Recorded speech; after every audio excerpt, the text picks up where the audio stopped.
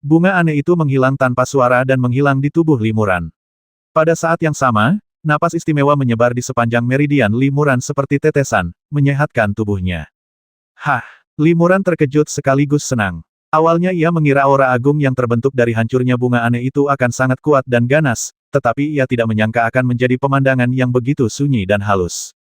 Tubuhnya diberi nutrisi oleh nafas yang diubah dari bunga aneh itu, dan dalam sekejap tampaknya dipenuhi dengan vitalitas, sangat nyaman, dan sangat menyenangkan.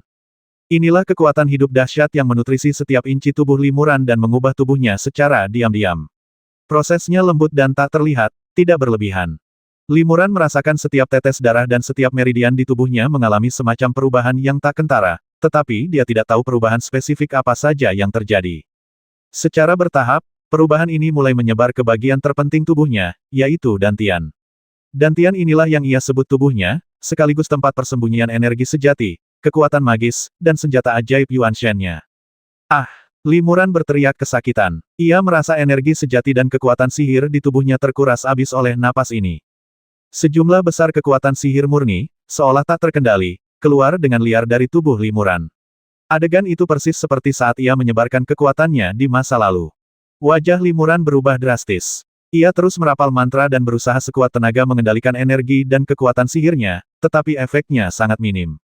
Pada saat yang sama, ia juga berusaha sekuat tenaga untuk memobilisasi energi vital dari langit dan bumi di sekitarnya dan menyerapnya ke dalam tubuhnya untuk mengisi kembali energi sejatinya yang hilang. Metode kedua cukup memungkinkan. Yang lebih mengejutkannya adalah energi langit dan bumi di sekitarnya merupakan campuran energi spiritual dan energi ibel. Setelah diserap ke dalam tubuhnya, ia dapat dengan cepat memurnikannya menjadi energi sejati dan kekuatan sihirnya sendiri, membentuk kekuatan sihir campuran baru di dalam dantiannya. Namun, kekuatan sihir campuran ini tidak dikalahkan oleh napas khusus yang diubah oleh bunga aneh tersebut. Dengan kata lain, energi spiritual dan esensi sejati dalam dantian Limuran cepat menghilang, sementara esensi sejati yang tercampur disempurnakan ke dalam tubuhnya dan diisi ulang ke dalam dantiannya yang kosong pada saat yang bersamaan. Situasi ini sangat mengejutkan Limuran. Namun, ia tidak mampu mengendalikan hilangnya energi spiritual dan esensi sejatinya. Ia hanya bisa berusaha sekuat tenaga menyerap energi langit dan bumi di sekitarnya dan memurnikannya menjadi campuran esensi sejati dan kekuatan sihir. Secara bertahap, energi spiritual dan hakikat sejati yang telah dipupuknya selama bertahun-tahun menghilang dan hampir hilang dan dantiannya yang kosong bagaikan jurang tanpa dasar, dengan liar menyerap energi campuran dari langit dan bumi dan memampatkannya menjadi hakikat sejati yang tercampur. Tak hanya esensi sejati dan mana, tetapi juga mana yang terkandung dalam jiwa Limuran pun mengalami nasib yang sama. Energi spiritual dalam jiwa pun lenyap seketika, hampir membuat jiwa Limuran runtuh. Roh primordial adalah fondasi bagi seorang kultivator di tahap roh primordial. Jika roh primordialnya hancur, Limuran pasti akan mati. Untungnya, masih ada gas abu-abu yang tak terlihat di dalam jiwanya.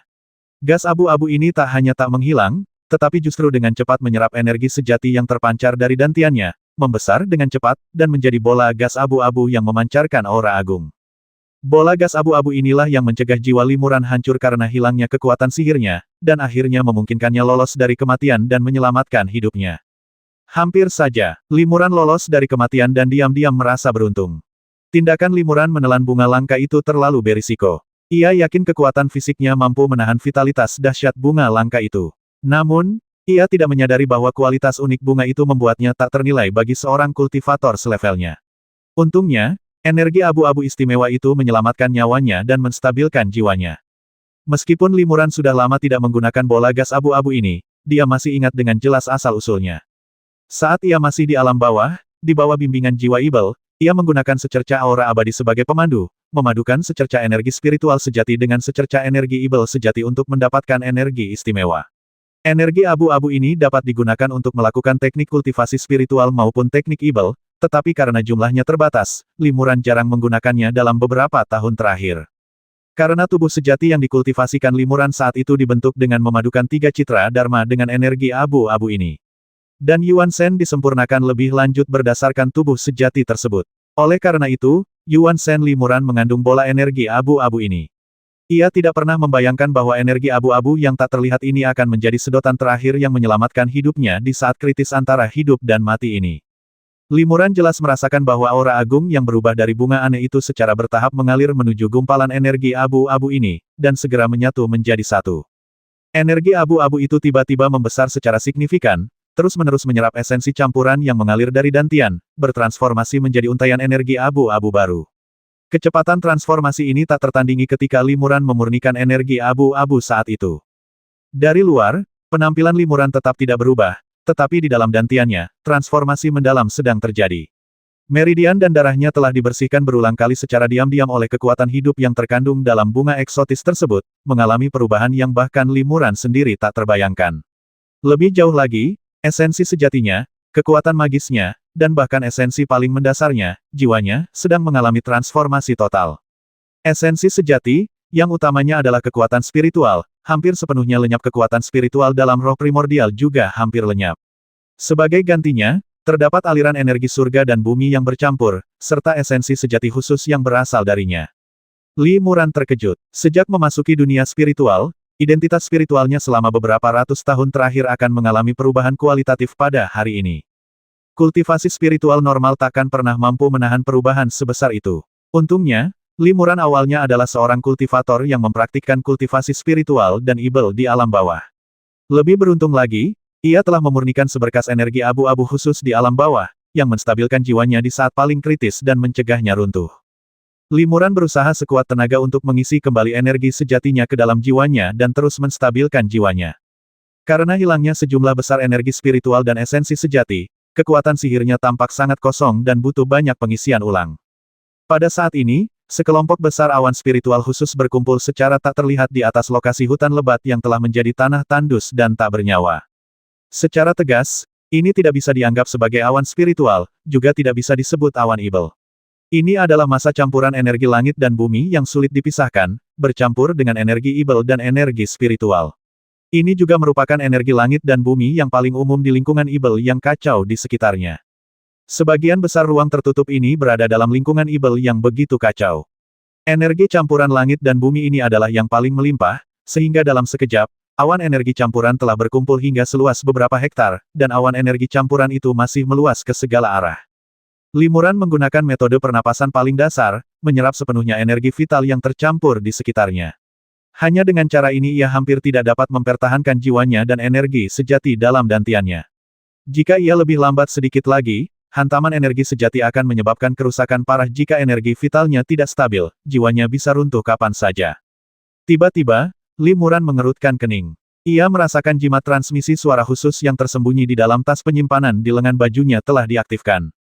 Oh tidak, itu pesan transmisi suara darurat yang dikirim oleh saudara senior Tianjian dan murid-muridnya.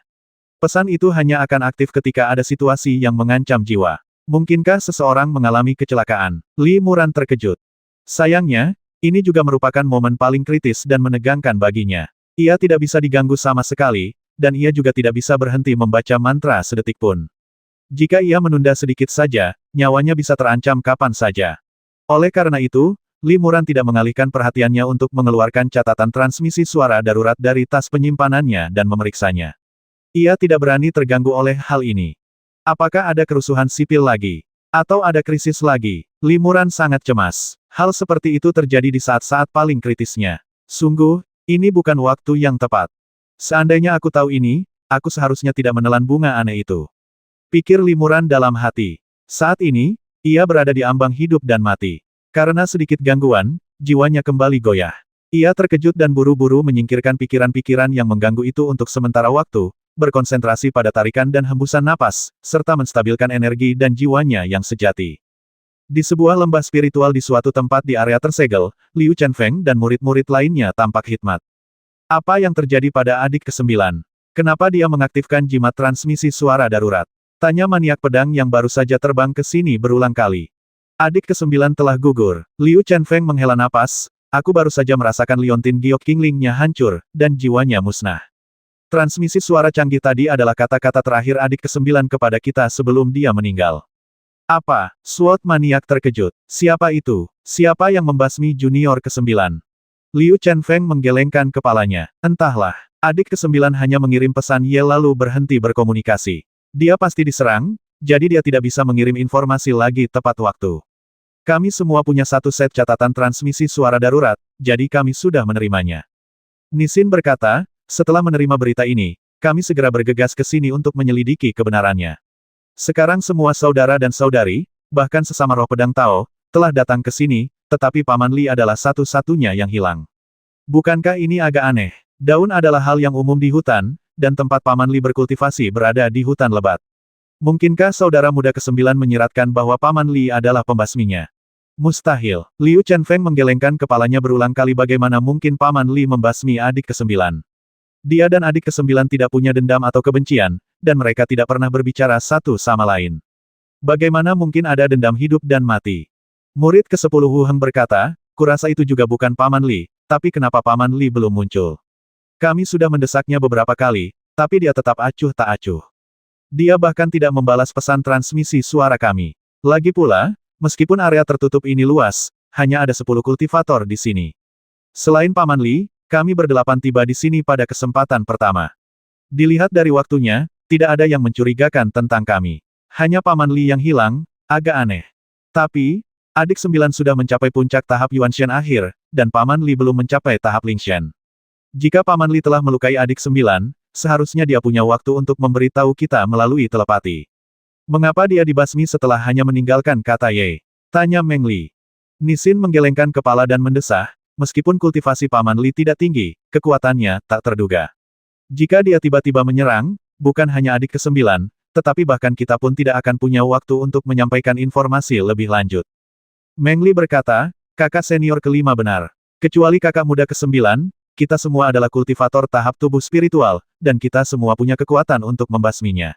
Dan meskipun Paman Li belum mencapai tahap tubuh spiritual, kekuatannya sudah lebih dari cukup untuk menandingi kita. Dilihat dari kultivasi kita saja, kita semua curiga. Namun, adik ke-9 tidak dibasmi di lembah roh, melainkan di luar lembah. Setelah menerima pesan tersebut, kami segera berkumpul di lembah roh untuk membahas masalah tersebut.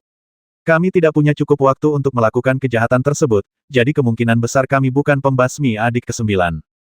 Hanya ada 10 orang di area tertutup ini, jadi orang yang paling mencurigakan adalah Paman Li, yang belum membalas pesan kami. Meskipun aku tidak yakin Paman Li sengaja membasmi adik ke-9, saat ini, dialah yang paling mencurigakan.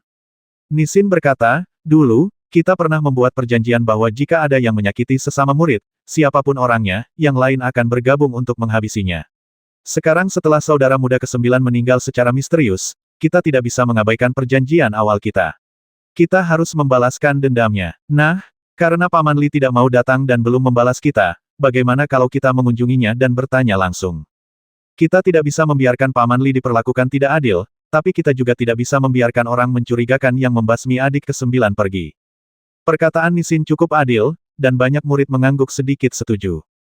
Baiklah, kata Liu Chenfeng, kita akan segera menemui Paman Li. Namun, masalahnya belum jelas, jadi kita tidak boleh gegabah menghubungi Paman Li. Mungkin masalahnya tidak sesederhana itu, dan ada hal lain yang sedang terjadi. Kuharap begitu, kata Nisin.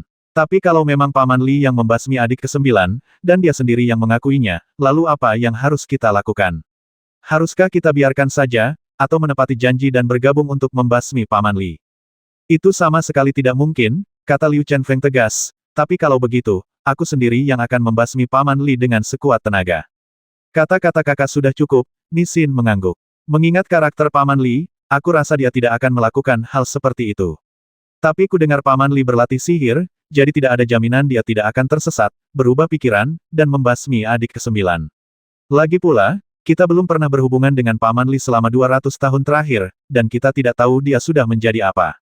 Kata-kata Nisin menyentuh hati semua orang, membuat mereka semua terdiam dan dipenuhi kekhawatiran. Situasi itu mungkin yang paling tidak ingin mereka hadapi. Demi menghemat waktu, rombongan melewati formasi pedang Void yang dibentuk Hua Yunchong dan langsung memasuki kehampaan. Tak lama kemudian, mereka tiba di hutan lebat tempat limuran biasa berlatih. Begitu mereka terbang ke sini, semua orang terkejut. Apa yang terjadi? Bukankah ini hutan yang luas dan rimbun? Bagaimana bisa menjadi gurun tak bernyawa ini? Apa semua pohon itu lenyap dalam semalam? Roh pedang itu terkejut. Roh pedang itu telah datang ke sini berkali-kali untuk mengunjungi limuran dan cukup familiar dengan tempat itu. Namun, hutan lebat itu telah berubah drastis dan ia sama sekali tidak mengenalinya. Jika ia tidak merasakan kehadiran limuran yang tak jauh di depannya, ia pasti mengira ia telah pergi ke tempat yang salah. Jika hutan lebat itu dihancurkan oleh kekuatan magis berskala besar seperti api, seharusnya masih ada sisa-sisa abu dan residu lainnya.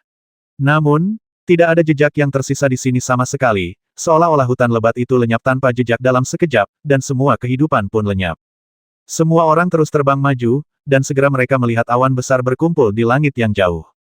Energi langit dan bumi yang terkandung dalam awan ini sebenarnya adalah energi campuran. Ini bukan awan spiritual atau awan ibel. Sungguh aneh. Di bawah awan, ada banyak penghalang dan kabut, disitulah limuran berlatih. Aura Dao Youli berada dalam batasan ini, kata roh pedang itu, tapi awan di atas agak aneh. Fang Tianao berkata dengan ragu, memang agak aneh. Aura ini mirip dengan fenomena langit yang terjadi ketika saya mencapai tahap tubuh spiritual beberapa dekade yang lalu. Namun, saat itu, fenomena langit berkumpul sebagai gugusan awan spiritual, bukan awan energi campuran seperti ini. Mungkinkah Guru Li sedang mencoba menembus hambatan dan meningkatkan kultivasinya? Liu Chenfeng tertegun sejenak, lalu tiba-tiba menyadari kalau begitu, Guru Li tidak akan bisa mengalihkan perhatiannya dari menghubungi kita, juga tidak akan bisa bertemu dengan kita. Semua orang mengangguk. Mereka semua adalah kultivator yang secara pribadi telah mengalami hambatan di tahap tubuh spiritual. Mereka tahu bahwa mereka tidak boleh terganggu di saat kritis ini. Wajar saja jika limuran mengabaikan transmisi suara mereka dan tidak merespons. Liu Chenfeng berkata, jadi, ketika insiden itu terjadi, Paman Li sedang menyendiri di sini, berusaha menembus hambatan teknik kultivasinya. Dia tidak akan pernah bertarung dengan siapapun, dan dia tidak akan pernah membasmi adik ke-9. Nisin dan yang lainnya mengangguk itu benar-benar tidak mungkin Paman Li. Namun, selama lebih dari 200 tahun, hanya ada 10 murid di ruang tertutup ini. Kini setelah salah satu murid mati, 9 murid lainnya tampaknya tak punya cukup waktu untuk membasmi murid ke-9. Setelah Hua Yunchong merenung sejenak, ia tiba-tiba berkata, ada dua kemungkinan pembasmi yang membasmi adik ke-9. Pertama, pembasminya adalah salah satu dari kita, yang menggunakan metode membelah tubuh untuk membasmi adik ke-9, lalu tubuh utama berkumpul kembali di sini, agar tidak ada yang tahu. Liu Chenfeng menggelengkan kepalanya, tidak seorang pun di antara kita yang pernah berlatih seni cloning, jadi kita tidak bisa melakukannya. Itu belum tentu benar, kata Nisin. Seni cloning tidak terlalu sulit untuk dipraktikkan. Jika seseorang berlatih dengan tenang selama 200 tahun terakhir, mereka pasti bisa menguasainya. Semua orang mengangguk. Apa yang dikatakan Nisin masuk akal. Mereka semua adalah kultivator tingkat tinggi di tahap tubuh roh. Tentu saja, mereka memiliki kemampuan untuk membudidayakan klon yang baik dalam beberapa dekade. Jika mereka memanfaatkan kecerobohan saudara muda ke-9, mereka memang bisa menggunakan klon itu untuk membasminya. Liu Chenfeng masih menggelengkan kepalanya sedikit dan berkata, aku masih berpikir kemungkinan ini tidak terlalu mungkin. Adik keempat, apa kemungkinan lain yang baru saja kamu sebutkan? Hua Yunchong berkata ada kemungkinan lain, yaitu ada orang lain di tempat tertutup ini. Apa? Nisin terkejut. Ada orang lain di sini. Mustahil. Kami sudah mencari di sini dengan saksama dan tidak ada kultivator lain. Bahkan monster evil yang kuat pun hampir semuanya telah kami basmi. Hua Yunchong berkata, awalnya, saya tidak percaya ada orang lain yang terlibat. Namun, hanya 2 atau 3 jam yang lalu, saya menemukan sedikit perubahan pada formasi yang memantau segel spasial. Perubahan ini berlangsung selama setengah batang dupa, lalu kembali normal. Saat itu, saya pikir itu hanya susunan pemantau yang terpengaruh oleh suatu kekuatan eksternal, yang menyebabkan penyimpangan singkat, yang cukup normal. Tapi sekarang saya pikir itu mungkin berarti daya penyegel di sini telah berubah selama periode waktu tersebut. Kekuatan segelnya telah berubah. Apa artinya ini? Tanya Nisin. Hua Yunchong berkata artinya, seseorang mungkin telah menembus sebagian kekuatan penyegelan dan memasuki ruang tertutup ini. Seseorang masuk ke sini. Semua murid terkejut. Liu Chenfeng bergumam, mereka yang bisa memasuki tempat ini pastilah sangat kuat, baik secara individu maupun dalam jumlah besar. Jika adik ke-9 cukup sial untuk bertemu orang-orang ini, dia pasti akan dibasmi oleh mereka. Semua orang merasakan hawa dingin di hati mereka, dan mereka tak bisa menahan rasa tidak aman. Jika ini benar, maka para kultivator yang menerobos masuk ke tempat ini adalah musuh mereka, dan mereka adalah musuh yang sangat kuat. Karena orang luar ini bisa membasmi adik junior ke-9, tentu saja mereka bisa membasmi mereka. Kita akan tetap di sini untuk melindungi Paman Li. Setelah Paman Li berhasil maju, kita akan membahas hal-hal penting bersama, kata Liu Chenfeng. Ya, semua murid setuju. Jika mereka sendirian di ruang tertutup ini, mereka pasti akan saling bertarung, bahkan menimbulkan pertikaian internal. Namun kini, menghadapi musuh yang sama dan kuat, mereka tentu akan bersatu sebagai tim, sehingga meningkatkan peluang mereka untuk bertahan hidup. Semua orang minggir, memandang awan aneh di langit dari jauh. Apakah Guru Li benar-benar maju ke tahap tubuh spiritual? Fang Tianao masih ragu. Ia berkata, dilihat dari fenomena langit, memang tampak demikian. Namun, apa yang disebut tubuh spiritual adalah hasil penggabungan sejumlah besar energi spiritual dan kesadaran ilahi murni ke dalam pengorbanan roh primordial, membentuk tubuh kedua di luar tubuh fisik. Inilah sebabnya ia membentuk awan spiritual yang sangat besar. Namun, ini sama sekali bukan awan spiritual, melainkan massa energi primordial yang tercampur. Bagaimana mungkin ia bisa mengembun menjadi tubuh spiritual? Banyak murid setuju dengan pernyataan Fang Tianao, karena aspek krusial dari pemadatan tubuh sejati adalah jumlah total dan kemurnian energi spiritual. Jumlah total tersebut harus memenuhi tingkat yang dibutuhkan untuk memadatkan tubuh spiritual, dan energi spiritual tersebut harus dipadatkan dan dimurnikan hingga mencapai tingkat kemurnian yang tinggi agar tubuh spiritual tetap utuh. Namun, awan yang dikumpulkan limuran merupakan perpaduan energi spiritual dan energi ibel. Hal itu sama sekali tidak sesuai dengan kata murni. Tingkat energi vital ini tidak dapat memadat menjadi tubuh spiritual.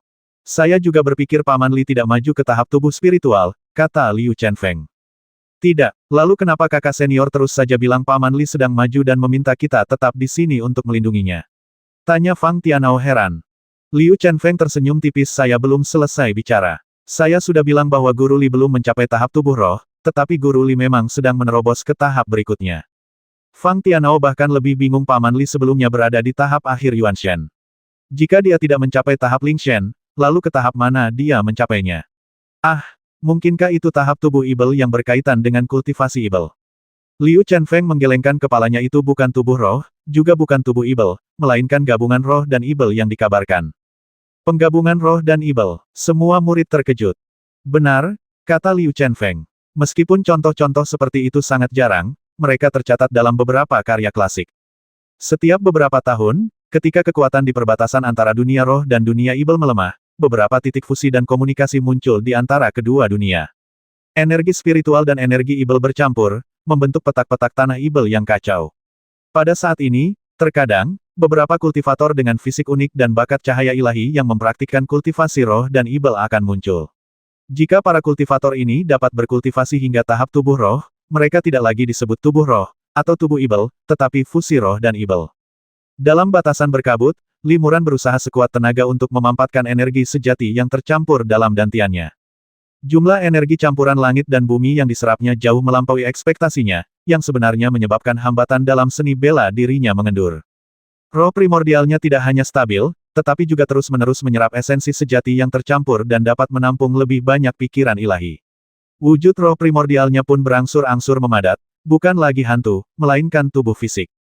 Bukankah ini proses pemurnian tubuh spiritual? Limuran terkejut sekaligus gembira. Mungkinkah aku sudah mulai maju ke tahap tubuh spiritual? Namun, ia merasakan aura bercampur yang terkandung dalam jiwanya, dan pikirannya bergerak lagi. Tidak, ini bukan tubuh spiritual, juga bukan tubuh ibel, melainkan tubuh kedua yang istimewa perpaduan roh dan ibel. Kembali di alam bawah, Limuran telah mendengar tentang fusi roh dan ibel dari jiwa ibel.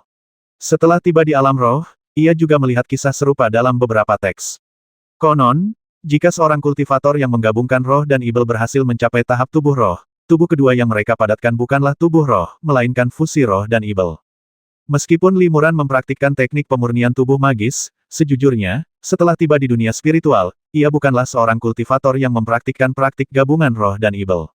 Sebagian besar esensi sejati yang dimurnikan dalam jiwanya adalah energi spiritual dan esensi sejati, sehingga sungguh tak terduga bahwa ia berhasil menggabungkan roh dan ibel. Dan semua ini karena ia menelan bunga aneh itu. Dihadapkan dengan harta karun surga dan bumi yang mungkin takkan pernah ia temui lagi seumur hidupnya, jantung Limuran berdebar kencang. Ia menelan bunga aneh itu sebelum layu untuk menyerap kekuatan dahsyat yang terkandung di dalamnya. Melakukan hal itu terlalu berbahaya. Bahkan, jika Limuran harus memilih lagi, ia mungkin tetap akan menelannya. Karena mengolah keabadian pada dasarnya penuh risiko, entah itu melawan monster ibel tingkat tinggi, berduel dengan sesama kultivator, atau mengolah kekuatan magis yang dahsyat dan aneh, hidup selalu berada dalam bahaya. Satu momen kecerobohan dapat menghancurkan jalan seseorang menuju keabadian. Menghadapi kesempatan langka ini, jika seseorang takut mengambilnya, membiarkannya berlalu begitu saja karena takut akan risiko, seorang kultivator seperti itu tidak akan pernah maju jauh di jalur kultivasinya. Jadi Limuran tidak menyesal. Ia hanya punya satu pikiran karena semuanya sudah sampai pada titik ini, tidak ada jalan kembali. Ia akan berkonsentrasi menyempurnakan fusi roh ibel. Awan energi spiritual dan ibel yang bercampur di langit secara bertahap dirasakan oleh Limuran, lalu berubah menjadi sinar cahaya abu-abu kehitaman atau warna-warni, melesat ke bawah, menembus batasan kabut dan masuk ke tubuh Limuran. Dengan bantuan sejumlah besar energi langit dan bumi, tubuh kedua Limuran mengembun dengan sangat cepat. Proses kondensasi, selain bantuan mana yang sangat besar, juga membutuhkan kesadaran ilahi yang kuat. Penyempurnaan setiap detail Dharmakaya kedua membutuhkan kesadaran ilahi yang kuat untuk mengendalikannya, dan Dharmakaya kedua juga perlu diresapi dengan kesadaran ilahi yang murni dan kuat untuk mempertahankannya. Selama 200 tahun terakhir, Limuran hampir menyempurnakan tingkat keempat Sutra Taiksu. Dikombinasikan dengan kekuatan hantu yang telah dikultivasikan sebelumnya dan jiwa es 10.000 tahun, kesadaran ilahinya begitu kuat sehingga bahkan seorang kultivator tubuh spiritual sejati pun akan sedikit lebih lemah. Oleh karena itu, proses kondensasi Dharmakaya keduanya berjalan sangat lancar. Beberapa jam kemudian, awan raksasa campuran energi langit dan bumi telah sepenuhnya berubah menjadi sinar cahaya dan meresap ke dalam tubuh Limuran. Limuran juga menggunakan energi langit dan bumi yang luar biasa ini untuk membentuk tubuh kedua yang istimewa. Tubuh kedua ini berwarna abu-abu, seperti sepotong batu giok abu-abu yang tembus cahaya, tidak seperti tubuh spiritual para kultivator tubuh spiritual lainnya yang bening dan jernih.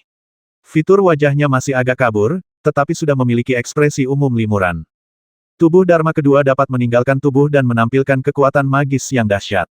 Lebih penting lagi, tubuh ini dapat berfungsi sebagai dasar bagi pengembangan keabadian, terus menyerap lebih banyak esensi langit dan bumi, energi vital murni, dan berevolusi selangkah demi selangkah menuju tubuh abadi yang legendaris. Dengan tubuh Dharma kedua, bahkan jika seseorang benar-benar melepaskan diri dari alam kultivasi pertama alam kultivasi kebenaran, dan sepenuhnya melangkah ke alam kultivasi kedua alam kultivasi keabadian, sebagai perbandingan, periode Yuanshan hanyalah alam transisi yang menghubungkan masa sebelumnya dan masa berikutnya. Hanya di alam perantara seperti alam roh, para kultivator di tahap tubuh spiritual dapat benar-benar menunjukkan kekuatan mereka. Bahkan jika mereka mencapai alam bawah, mereka tidak akan dapat menunjukkan kekuatan sejati mereka, karena kemampuan mereka dibatasi oleh hukum alam bawah hingga tingkat kultivasi pertama. Aku tidak menyangka akan mencapai tahap tubuh spiritual seperti ini. Limuran sangat gembira. Meskipun tubuh Dharma kedua yang ia padatkan bukanlah tubuh spiritual, alam kultivasi yang ia wujudkan saat ini adalah tahap tubuh spiritual yang sering disebutkan oleh para kultivator dunia spiritual. Kesempatan ini sungguh luar biasa. Awalnya tidak ada tanda-tanda kemajuan, tetapi hanya dengan menelan bunga aneh, ia langsung berhasil maju. Bunga aneh itu memang misterius, gumam Limuran dalam hati. Ia mengira masalahnya telah selesai dan misinya telah selesai.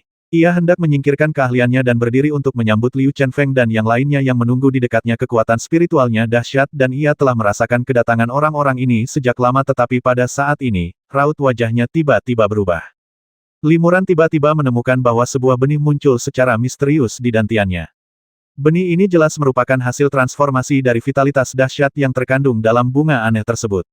Napas kehidupan yang besar ini mengalir melalui setiap bagian tubuh Limuran, menutrisi meridian dan esensi darahnya, lalu berkumpul di dantian Limuran, dan perlahan-lahan berubah menjadi benih kecil.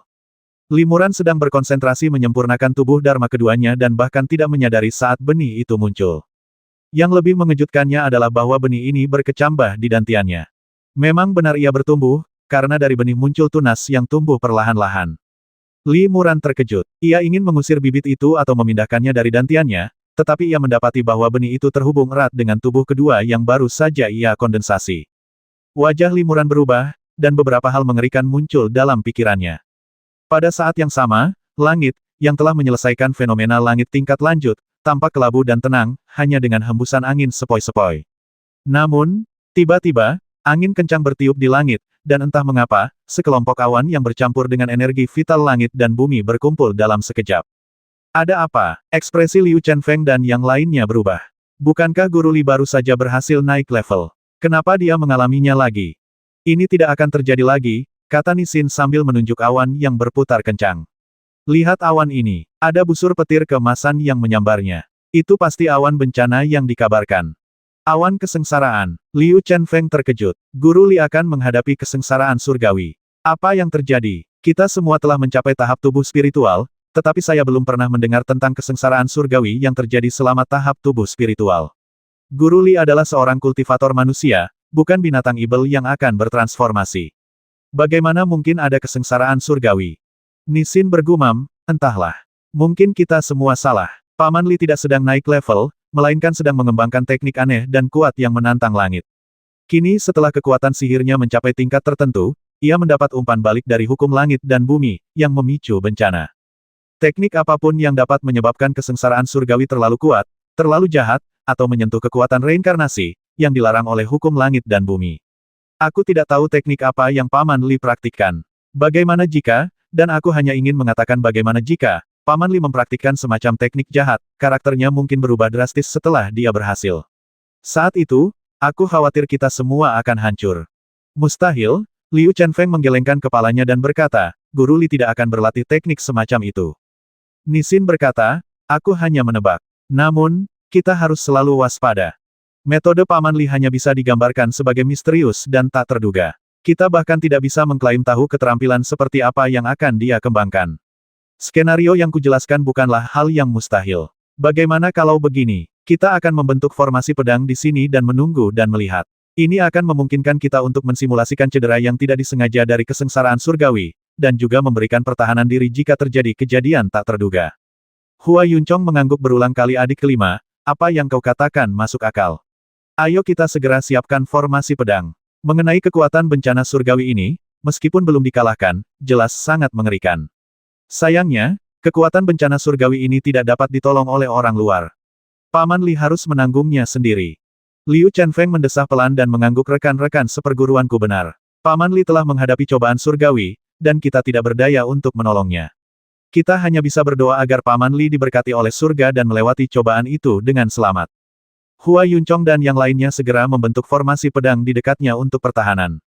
Pada saat ini, tiba-tiba terdengar suara gemuruh guntur dari awan bencana, dan petir kemasan setebal mangkuk menyambar langsung ke batasan di bawahnya. Ah! Erangan teredam terdengar, penuh kesakitan, itu suara limuran. Mendengar suara ini, Liu Chenfeng dan yang lainnya tampak khawatir, tetapi mereka tidak berdaya. Dalam batasan itu, limuran mengangkat telapak tangannya dan langsung menahan guntur emas pertama dengan tubuhnya. Separuh lengannya terasa mati rasa. Saat itu, ia menemukan bahwa bibit di dantiannya telah menumbuhkan daun baru. Limuran merasa ngeri bunga aneh ini benar-benar tahu cara menemukan tempatnya. Ia bahkan memilih untuk terlahir kembali di dantian kita. Meskipun dantian di dalam tubuh seorang kultivator adalah dunia yang terpisah, pertumbuhan bunga-bunga aneh di sana juga akan memicu induksi hukum langit dan bumi, dan juga akan menyebabkan kesengsaraan surgawi. Jika bunga ini menumbuhkan 81 helai daun, bukankah aku harus menanggung 81 petir emas untuknya? Seperti dugaanku, tidak ada kesempatan yang datang gratis.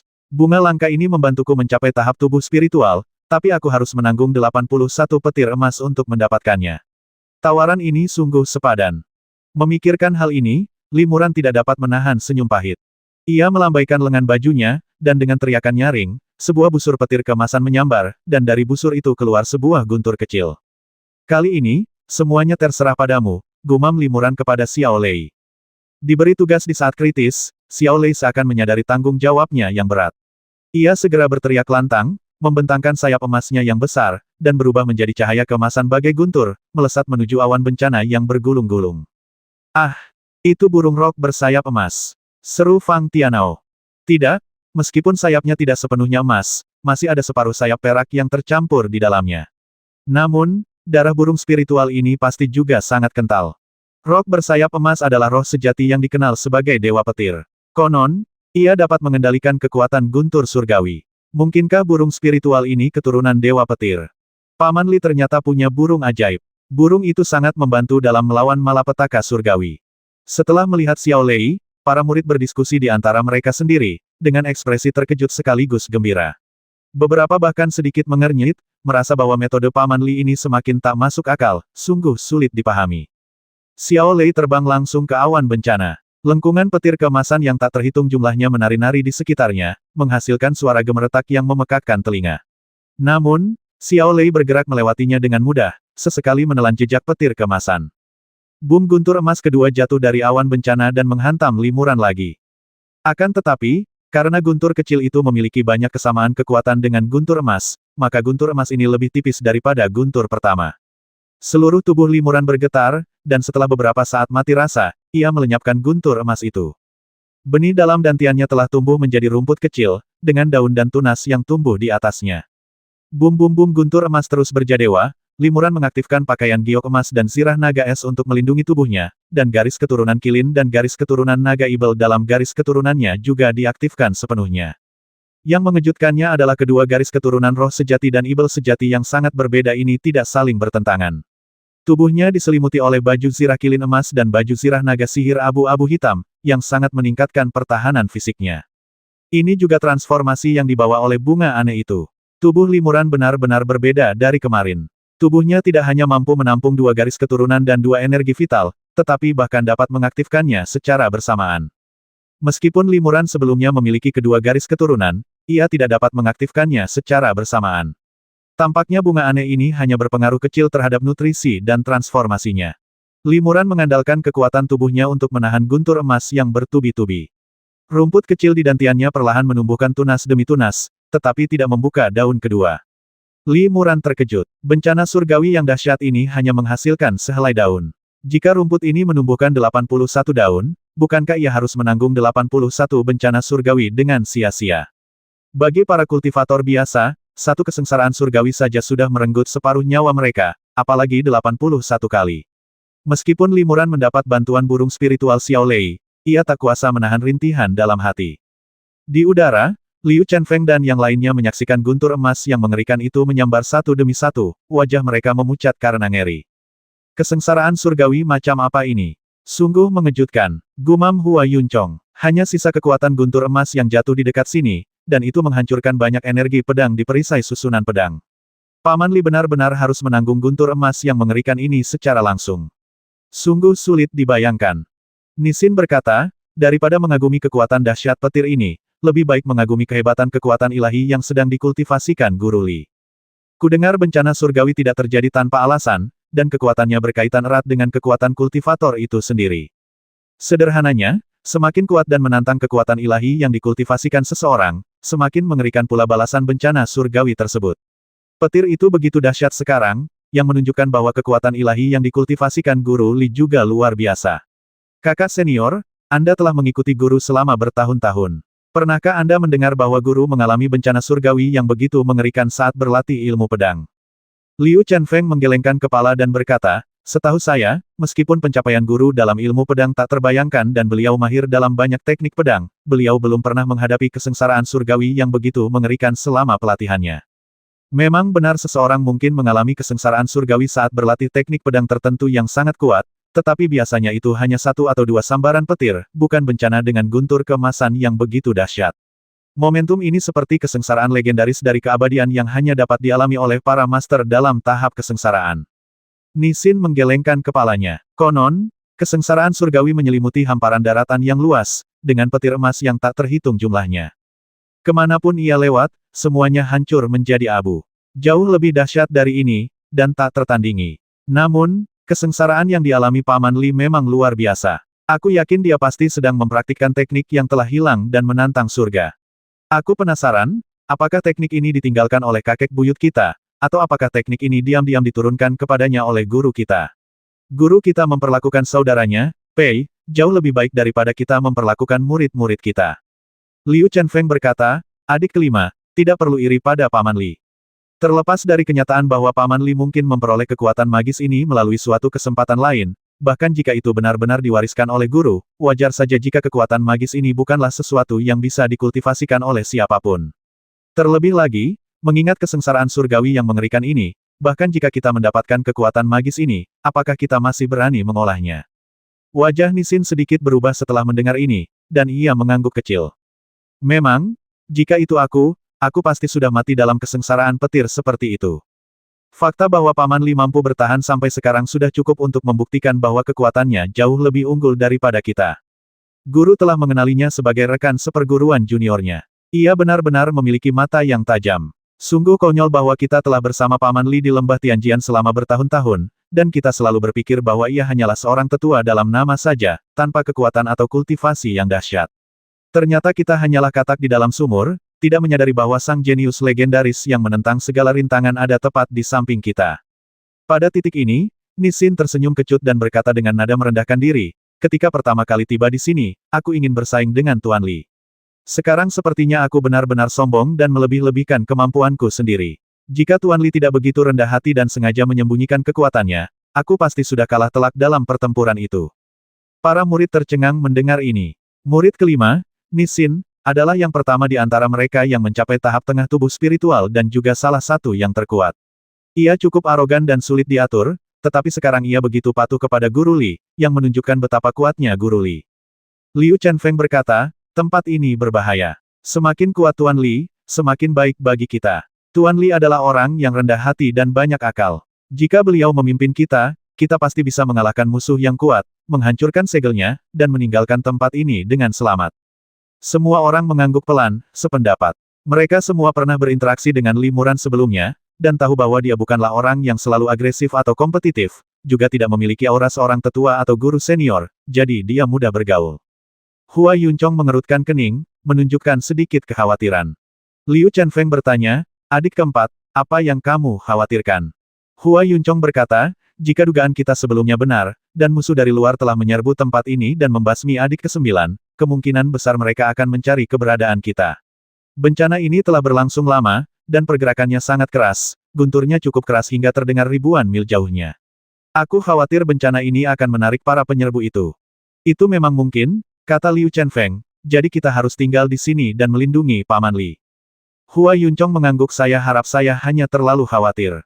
Seperti kata pepatah, jika hal baik tidak berhasil, hal buruk akan berhasil. Tak lama kemudian, tiba-tiba seberkas cahaya terbang dari langit yang jauh. Seseorang datang, itu napas seorang kultivator tingkat tinggi. Liu Chenfeng dan beberapa kultivator lain di tahap tengah tubuh spiritual adalah yang pertama merasakan sesuatu dan wajah mereka berubah drastis. Otang pembawa sial, benar-benar ada penjajah. Mereka pasti telah membasmi adik kesembilanku, kata Hua Yunchong penuh kebencian. Sesaat kemudian, 30 atau 40 sinar cahaya mendarat di dekatnya, memperlihatkan sosok 34 biksu berjubah hitam. Para biksu ini, tanpa terkecuali, semuanya berada di tahap tubuh spiritual, dan beberapa di antaranya berada di tahap tubuh spiritual akhir. Ketika Liu Chenfeng dan yang lainnya melihat orang-orang ini, mereka semua sangat ketakutan dan ketika para kultivator ini melihat Liu Chenfeng dan yang lainnya, mereka juga ketakutan. Siapa kau dan mengapa kau di sini? Apa yang terjadi dengan kesengsaraan alam di sini? Bisakah kau mengerti apa yang kukatakan? Pria tua berjubah hitam terkemuka, yang berada di tahap akhir tubuh spiritual, bertanya kepada Liu Chenfeng. Liu Chenfeng bertanya balik, saya baru saja akan menanyakan pertanyaan itu. Siapa Anda, dan mengapa Anda masuk ke sini? Bagaimana Anda bisa masuk? Belum lama ini, salah satu rekan kami terbasmi. Apakah Anda yang bertanggung jawab? Pria tua berjubah hitam itu mengerutkan kening, alisnya berkerut karena terkejut dan ragu. Kau benar-benar bisa mengerti apa yang kukatakan. Itu bahkan lebih baik. Nah, aku punya satu pertanyaan lagi, siapa kau? Sudah berapa lama kau menyegel tempat ini? Apa kau tahu betul tempat ini? Liu Chenfeng berkata, jawablah pertanyaan yang baru saja saya ajukan, dan saya tentu akan menjawab dengan jujur. Pria tua berjubah hitam itu menggelengkan kepalanya. Kedua belah pihak sangat terkejut dengan keberadaan satu sama lain dan saling curiga terhadap identitas masing-masing. Dalam situasi saling tidak percaya seperti ini, wajar saja jika tak seorang pun mau mengungkapkan informasi mereka terlebih dahulu. Seorang pria parubaya dengan cermat memeriksa Liu Chenfeng dan yang lainnya, lalu diam-diam menyampaikan pesan kepada pria tua berjubah hitam itu, Paman ke-16, orang-orang ini belum pernah terlihat di benua Fengyun. Mereka tidak mungkin kultivator dari luar. Kemungkinan besar mereka adalah kultivator lokal dari ruang tertutup ini. Saya tidak menyangka sudah ada kultivator abadi di sini. Haruskah kita segera memberitahu teman-teman Taois dari keluarga lain? Pikiran lelaki tua itu tergerak, dan dia menjawab melalui transmisi suara, beritahukan tim lain dari klan ini, tetapi jangan beritahu 3 klan lainnya. Pria parubaya itu tertegun sejenak, lalu dia mengerti, mengangguk sedikit, dan mengeluarkan catatan transmisi suara. Boom! Terdengar suara guntur emas menyambar dari langit. Liu Chenfeng, biksu berjubah hitam, dan yang lainnya terpisah menjadi 2 kelompok oleh guntur emas dan saling berhadapan. Mereka tidak menerobos masuk ke area di bawah awan bencana untuk menghindari tersambar guntur. Xiao Lei menjerit nyaring dan terbang keluar dari awan bencana. Pada saat yang sama, ia menelan seberkas kekuatan guntur emas dan terus terbang ke dalam awan bencana. Pria tua berjubah hitam itu melirik Xiao Lei, dan tiba-tiba matanya berkilat, haha. Ternyata dia keturunan rok bersayap emas, yang mampu menyerap kekuatan guntur surgawi. Sungguh kesempatan besar bagi kita untuk bertemu dengan burung spiritual seperti itu. Setelah lelaki tua berjubah hitam itu selesai berbicara, dia tiba-tiba melintas dan menyerbu ke arah Xiao Lei. Berhenti. Liu Chenfeng terkejut. Ia tahu bahwa keselamatan Xiao Lei berkaitan langsung dengan keberhasilan Limuran dalam mengatasi kesengsaraan. Niat pihak lain untuk menyerang Xiao Lei saat ini merupakan ancaman fatal bagi Limuran. Swiss pedang itu menyala, dan pedang King Feng muncul kembali di dunia kultivasi abadi. Liu Chenfeng melompat ke arah lelaki tua itu. Sebelum ia sempat mencapainya, pedang King Feng di tangannya telah melancarkan serangkaian jurus pedang. Dalam sekejap, energi pedang yang tak terhitung jumlahnya menyapu lelaki tua itu bagai hembusan angin. Awalnya lelaki tua itu tidak menganggapnya serius, tetapi ketika angin sepoi-sepoi yang tampak lembut itu mendekatinya, tiba-tiba berubah menjadi energi pedang yang sangat tajam, membuat aura pelindungnya tampak tidak berguna. Dengan dua suara letupan ringan, jubah hitam lelaki tua itu langsung terbelah, memperlihatkan sepotong baju besi bagian dalam yang berkilauan dengan cahaya keperakan. Baju zirah bagian dalam yang kuat ini terpotong menjadi dua retakan oleh energi pedang King Feng, dan darah pun mengalir keluar. Pria tua berjubah hitam itu terkejut. Baru kemudian ia menyadari bahwa kultivator yang hanya berada di tahap tengah kultivasi tubuh spiritual ini sebenarnya adalah seorang kultivator pedang yang sangat kuat. Kalau saja aku tidak mengenakan baju zirah perak pelindung, aku pasti sudah terpotong-potong menjadi beberapa bagian. Pria tua berjubah hitam itu mundur dengan tergesa-gesa, tak berani maju. Xiao Lei memanfaatkan kesempatan itu untuk berteriak lantang dan segera menyelam kembali ke dalam awan bencana. Awan bencana ini dipenuhi guntur kemasan, dan tak seorang pun kultivator berani masuk. Siapa kau? Ilmu pedangmu begitu kuat, kau pasti bukan orang asing. Tanya lelaki tua berjubah hitam itu pada Liu Chenfeng. Liu Chenfeng berkata dengan dingin, saya Liu Chenfeng dari lembah Tianjian. Siapa Anda? Saya punya adik laki-laki yang berada di tahap akhir Yuanshen. Apakah dia pernah disakiti oleh Anda? Setelah berkata demikian, Liu Chenfeng mengarahkan pedangnya ke arah lawan semua murid lembah Tianjian, termasuk si maniak pedang, juga menghunus pedang mereka masing-masing, dan pertempuran pun akan segera pecah. Sekte pedang surgawi apa? Aku belum pernah mendengarnya. Pria tua berjubah hitam itu diam-diam terkejut. Bukan salahnya kalau dia kurang informasi. Lembah pedang surgawi sangat sederhana. Bahkan di benua bulan yang mengalir, tidak banyak kultivator yang mengetahuinya. Terlebih lagi, pria tua itu adalah seorang kultivator dari benua angin dan awan. Seorang pria parubaya berjubah hitam berkata, di antara 4 keluarga besar, keluarga Jin terkenal dengan ilmu pedang dan formasinya. Orang-orang ini semuanya adalah kultivator pedang, dan mereka bahkan telah membentuk formasi pedang. Saya khawatir mereka adalah kekuatan tersembunyi dari keluarga Jin. Jadi begitu, pria tua berjubah hitam itu terkejut. Pantas saja mereka mengarang nama lembah pedang surgawi. Ternyata keluarga Jin diam-diam telah mengerahkan orang-orang ke sini. Entah sudah berapa tahun konspirasi ini berlangsung. Entah apa niat mereka, apapun yang terjadi, kita harus mengendalikan para kultivator pedang ini. Akan lebih baik jika kita bisa menangkap 1 atau 2 orang hidup-hidup dan mengungkap masalah ini. Memikirkan hal ini, lelaki tua itu melambaikan tangannya ke belakang, dan puluhan biksu berjubah hitam juga mengorbankan harta spiritual mereka sendiri dan menghadapi Liu Chenfeng dan yang lainnya. Tunggu saja perintah orang tua itu, dan kedua belah pihak akan terlibat pertempuran besar. Dari segi jumlah dan level kultivator, para kultivator berjubah hitam jelas memiliki keunggulan besar. Namun, Liu Chenfeng dan yang lainnya tidak menunjukkan tanda-tanda kelemahan. Ketujuh murid ini, ditambah roh pedang, semuanya sangat berbakat. Mereka tidak pernah dirugikan saat berhadapan dengan kultivator setingkat. Meskipun mereka sedang dirugikan, mereka tidak akan takut bertarung. Meskipun tidak takut, Liu Chenfeng tidak ingin bertindak gegabah. Orang-orang ini memiliki basis kultivasi yang tinggi, jumlah mereka banyak, dan harta spiritual mereka masing-masing berkualitas tinggi. Dilihat dari ini, pihak lain pastilah kekuatan yang sangat kuat. Karena itu, lelaki tua itu tidak bergerak, dan Liu Chenfeng pun bertahan. Kita semua punya keraguan. Bagaimana kalau begini setiap orang bertanya satu sama lain, lalu menjawab pertanyaan berikutnya? Ini pertukaran yang adil. Bagaimana? Tanya Liu Chenfeng. Omong kosong, kata lelaki tua berjubah hitam itu, kita jelas-jelas unggul, jadi untuk apa repot-repot berdagang secara adil? Lagi pula, kita tidak tahu apakah jawabanmu benar atau salah. Hanya dengan menangkapmu kita bisa mendapatkan jawaban yang sebenarnya. Liu Chenfeng mengerutkan kening. Nada bicara pihak lain benar-benar sombong. Ia hendak membujuknya lagi ketika Hua Yunchong tiba-tiba berkata dengan penuh semangat, karena memang ada penjajah, maka saudara muda ke-9 kemungkinan besar dibasmi oleh mereka. Kenapa kita masih bicara omong kosong? Ayo kita balas dendam saudara muda ke-9 sekarang juga. Apa kau takut hanya karena mereka punya lebih banyak orang? Begitu dia selesai berbicara, Hua Yunchong mengulurkan jarinya dan menjentikkannya, segera melepaskan kekuatan formasi pedang di sampingnya. Adik keempat, jangan impulsif. Liu Chenfeng terkejut dan buru-buru mencoba menghentikan Hua Yuncong, tetapi sudah terlambat. 10.000 cahaya pedang terkondensasi keluar dari formasi pedang dalam sekejap, berubah menjadi hujan pedang di seluruh langit, menebas ke arah biksu berjubah hitam dan yang lainnya. Serang! Teriak lelaki tua berjubah hitam itu.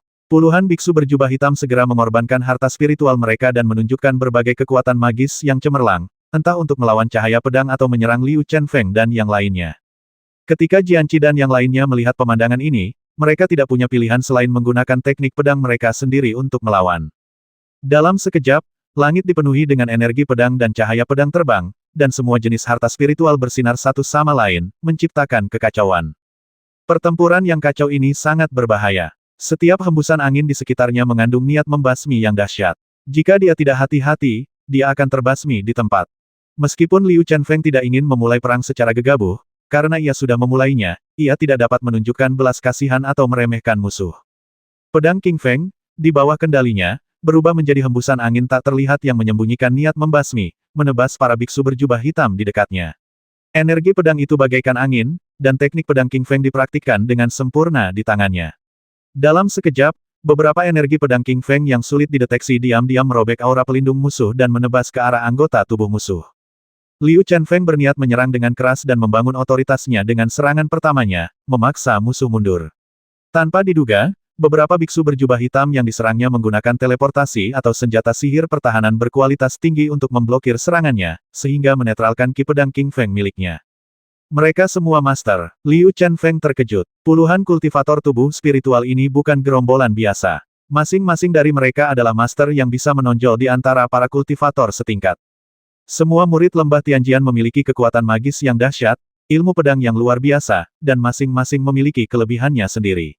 Jika mereka bertemu sekelompok kultivator biasa dengan level yang sama, mereka masih bisa unggul meskipun jumlah mereka beberapa kali lipat lebih banyak namun, jika lawannya juga seorang master yang kuat, situasinya akan sangat berbeda. Benar saja, setelah pertarungan ini, kedua belah pihak terkejut. Para biksu berjubah hitam terkesima melihat Liu Chenfeng dan para kultivator pedang lainnya, meskipun tingkat kultivasi mereka rendah, masing-masing memiliki teknik pedang yang sangat canggih dan unik. Para murid lembah pedang surgawi juga terkesima dengan kualitas tinggi harta spiritual para biksu berjubah hitam ini, metode mereka yang kaya, dan kekuatan mereka yang tak boleh diremehkan. Hancurkan! Teriak murid ke-6 Meng Li dengan keras, dan menebas 3 pedang berturut-turut di udara dengan pedang lebar di tangannya. 3 cahaya pedang tajam melesat ke udara. Itu adalah teknik pedang terkuatnya 3 pedang yang mengejutkan. 3 cahaya pedang merobek kehampaan dan menghancurkan perisai pelindung seorang pemuda berjubah hitam. Kekuatan sisa cahaya pedang itu masih sangat kuat, merobek cahaya spiritual pelindung biksu muda itu. Baju zirah perak di tubuhnya juga hancur oleh cahaya pedang. Hati-hati, seorang pria parubaya berjubah hitam tiba-tiba berteleportasi ke sisi pemuda itu di saat kritis hidup dan mati ini, dan menggoyangkan rantai perak di tangannya, yang kemudian menari-nari di hadapan pemuda itu menjadi cahaya perak. Dang, dang, dang. Dengan beberapa suara teredam, sisa kekuatan dari 3 pedang yang menggetarkan itu sebagian besar terserap oleh cahaya perak. 3 bekas luka berdarah yang dalam tertinggal di dada pemuda itu, dan ia juga memuntahkan seteguk darah, tetapi untungnya ia tidak terpotong-potong. Sungguh ilmu pedang yang hebat. Wajah pria parubaya berjubah hitam itu berubah. Meng Li juga terkejut. Dia tidak menyangka lawannya benar-benar bisa menangkis 3 pedangnya yang mengejutkan. Ah! Jeritan terdengar. Ternyata lengan Fang Tianao terkena pisau yang menyala. Separuh lengannya langsung hangus dan ia terluka parah. Mundur ke formasi pedang. Liu Chenfeng mengerutkan kening. Pihaknya jelas dirugikan dalam hal jumlah. Jika 1 orang terluka, pasukan tempur yang besar akan hilang. Jika ini terus berlanjut, itu akan sangat merugikan. Untungnya, mereka telah menyiapkan formasi pedang di sini, yang bisa digunakan untuk melindungi diri mereka sendiri. Semua orang di lembah Tianjian menebas beberapa pedang, lalu mundur ke dalam formasi pedang. Hua Yuncong mengaktifkan kekuatan magis pertahanan formasi pedang, dan lapisan perisai energi pedang muncul di sekitar mereka, melindungi mereka. Terus serang. Kita lihat berapa lama mereka bisa bertahan. Pria tua berjubah hitam memberi perintah, memerintahkan para biksu untuk melanjutkan serangan ganas mereka. Meskipun beberapa orang di pihak biksu berjubah hitam terluka, dan pemuda yang dilukai Meng Li terluka parah, mereka banyak, sebanyak 34 orang, dan korban jiwa ini tidak berdampak besar. Seorang pria parubaya berjubah hitam mengeluarkan beberapa ramuan dari tangannya dan memberikannya kepada para biksu berjubah hitam yang terluka. Dalam waktu singkat, luka-luka mereka membaik secara signifikan. Sungguh ramuan penyembuh yang luar biasa. Liu Chenfeng kembali terkejut ketika melihat pemandangan ini. Umumnya, seseorang harus memiliki keterampilan alkimia yang sangat tinggi untuk dapat memurnikan ramuan penyembuh dengan khasiat seperti itu. Para biksu berjubah hitam menyerang formasi pedang dengan panik, sementara Liu Chenfeng dan yang lainnya berjuang untuk bertahan sambil menunggu kesempatan untuk membalas. Untuk sesaat, tak seorang pun memperhatikan petir yang menyambar. Lagi pula, bencana surgawi ini tidak ditujukan kepada mereka, jadi selama mereka tidak menyerbu petir, mereka tidak akan terpengaruh oleh efek sampingnya yang kuat. Pada saat ini, guntur emas terakhir menyambar, dan awan bencana tiba-tiba menghilang tanpa jejak. Xiao Lei yang bersembunyi di balik awan bencana, terungkap saat ini. Lelaki tua berjubah hitam itu sudah lama mengincar burung spiritual berelemen guntur ini, tetapi ia tak berani mendekat karena takut akan kekuatan guntur. Kini setelah guntur tak lagi bergemuruh dan awan bencana tak lagi menyelimutinya, ia langsung melompat dan menerkam Xiao Lei. Xiao Lei terkejut dan langsung berubah menjadi busur petir, menyerbu menuju area terlarang gua di bawah. Mau lari, pria tua berjubah hitam itu mendengus dingin. Ia mengulurkan tangan dan melemparkannya. Cahaya perak yang tak terhitung jumlahnya berkelebat, dan jaring perak raksasa terbentang. Panjangnya 100 kaki dan menutupi Xiao Lei. Pada jaring perak raksasa ini, juga tergantung bilah-bilah pendek sekitar 3 inci panjangnya. Ujung bilah-bilah pendek ini berkilauan dengan cahaya dingin dan memancarkan aroma samar yang aneh. Jelas sekali bilah-bilah ini sangat tajam dan mengandung racun aneh. Xiao Lei terkejut, dan tiba-tiba ia melebarkan sayapnya, dan 2 bulu emas panjang dari kekuatan hidupnya terbang keluar.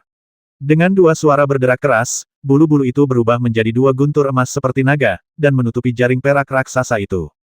Jaring raksasa itu melambat setelah dihantam 2 guntur emas dan gagal ditarik kembali tepat waktu, sehingga Xiao Lei bisa lolos dan terbang keluar.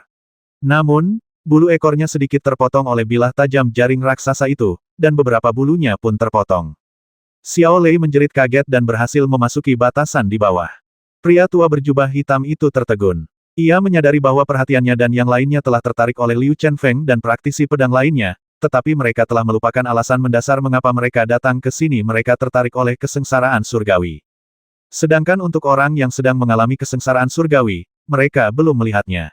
Mungkinkah dia berada di dalam batasan berkabut di bawah? Pada saat itu, terdengar teriakan marah dari bawah. Siapa kamu? Beraninya kamu menyakiti burung spiritualku. Setelah teriakan marah itu, cahaya abu-abu menyala, dan sosok seorang kultivator muda terbang keluar dari penghalang di bawah. Dia adalah Li Muran. Saat ini, Li Muran dalam keadaan pangkemping, hampir separuh tubuhnya terbuka, dan ada bercak-bercak bekas hangus di tubuhnya, yang jelas merupakan kenangan yang tertinggal dari kesengsaraan guntur sebelumnya. Wajah Li Muran dipenuhi amarah, menyadari bahwa ia mungkin harus menanggung 80 kesengsaraan mengerikan lagi sebelum bertemu dengan burung spiritual berharga, Xiao Lei. Bisa dikatakan bahwa Xiao Lei adalah kunci kesengsaraannya di masa depan. Bagi seorang kultivator seperti dirinya, yang sering disambar petir, nyawa Xiao Lei adalah nyawanya sendiri. Siapapun yang ingin berurusan dengan Xiao Lei bertekad untuk menghabisinya. Kau, Li Muran mendengus dingin. Sekilas ia melihat lelaki tua berjubah hitam yang sedang mengendalikan jaring perak raksasa itu. Di dalam jaring raksasa itu, masih ada beberapa bulu perak yang gugur, yang merupakan bulu-bulu yang terpotong dari Xiao Lei. Orang tua berjubah hitam itu awalnya terkejut, tetapi setelah melihat tingkat kultivasi Li Muran, dia tidak dapat menahan perasaan lega. Pria tua berjubah hitam itu segera menunjuk jaring raksasa di depannya, yang kemudian memancarkan cahaya perak dan terbang menuju Li Muran. Posisi Li Muran terbang tepat di bawah jaring raksasa perak tersebut, sehingga jaring raksasa itu pun menutup dan menyelimuti Li Muran. Lelaki tua berjubah hitam itu mencibir. Kupikir dia semacam makhluk suci, ternyata dia hanya seorang pemula dalam tubuh spiritual. Sebelum ia selesai berbicara, ia melihat Li Muran mencengkeram jaring perak itu dengan kedua tangan dan menariknya kuat-kuat. Dengan suara krek pelan, ia merobek jaring besar itu menjadi 2 bagian.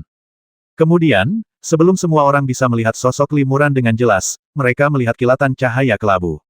Li Muran tiba-tiba muncul di samping lelaki tua berjubah hitam itu dan menepuk-nepuknya dengan lembut.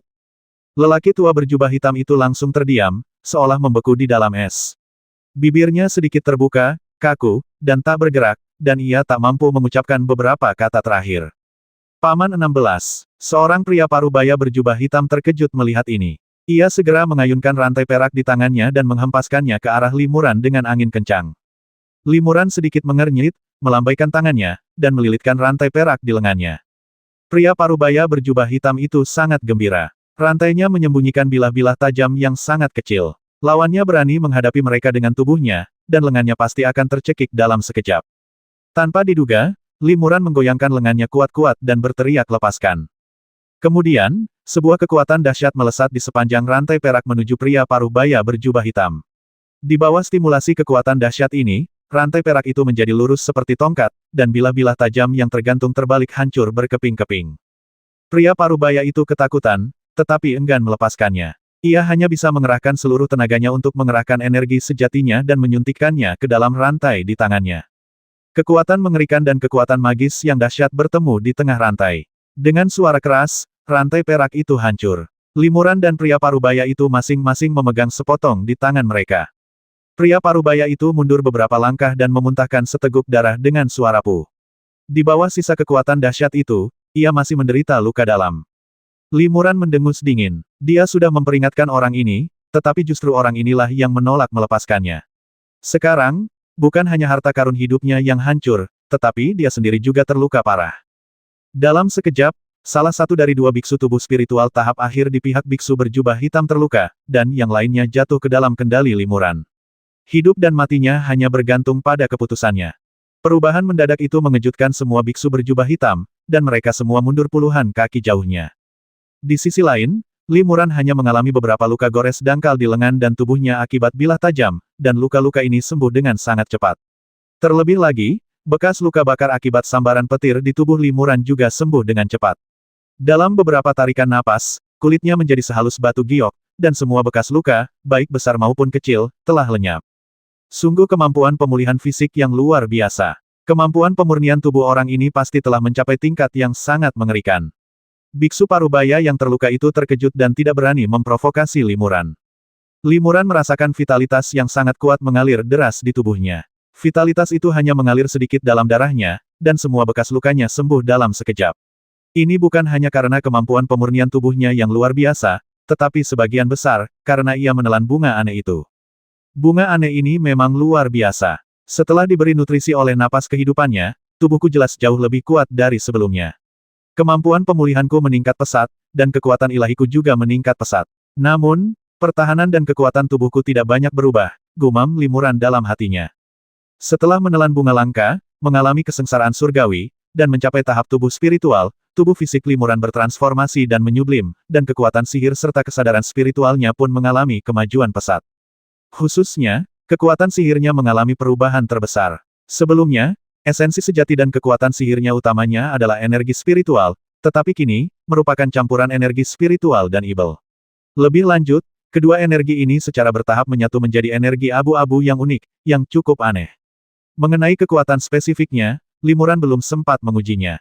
Adapun kesadaran ilahinya, ia juga telah berkembang. Meskipun perubahan ini jauh lebih kecil daripada tubuh fisik dan mananya, kesadaran ilahi Limuran sudah sangat maju. Setelah kemajuan ini, ia dapat memanipulasi kekuatan hantu dengan lebih leluasa. Baru saja, setelah ia merobek jaring raksasa itu, ia langsung mengaktifkan hantu pemakan langit.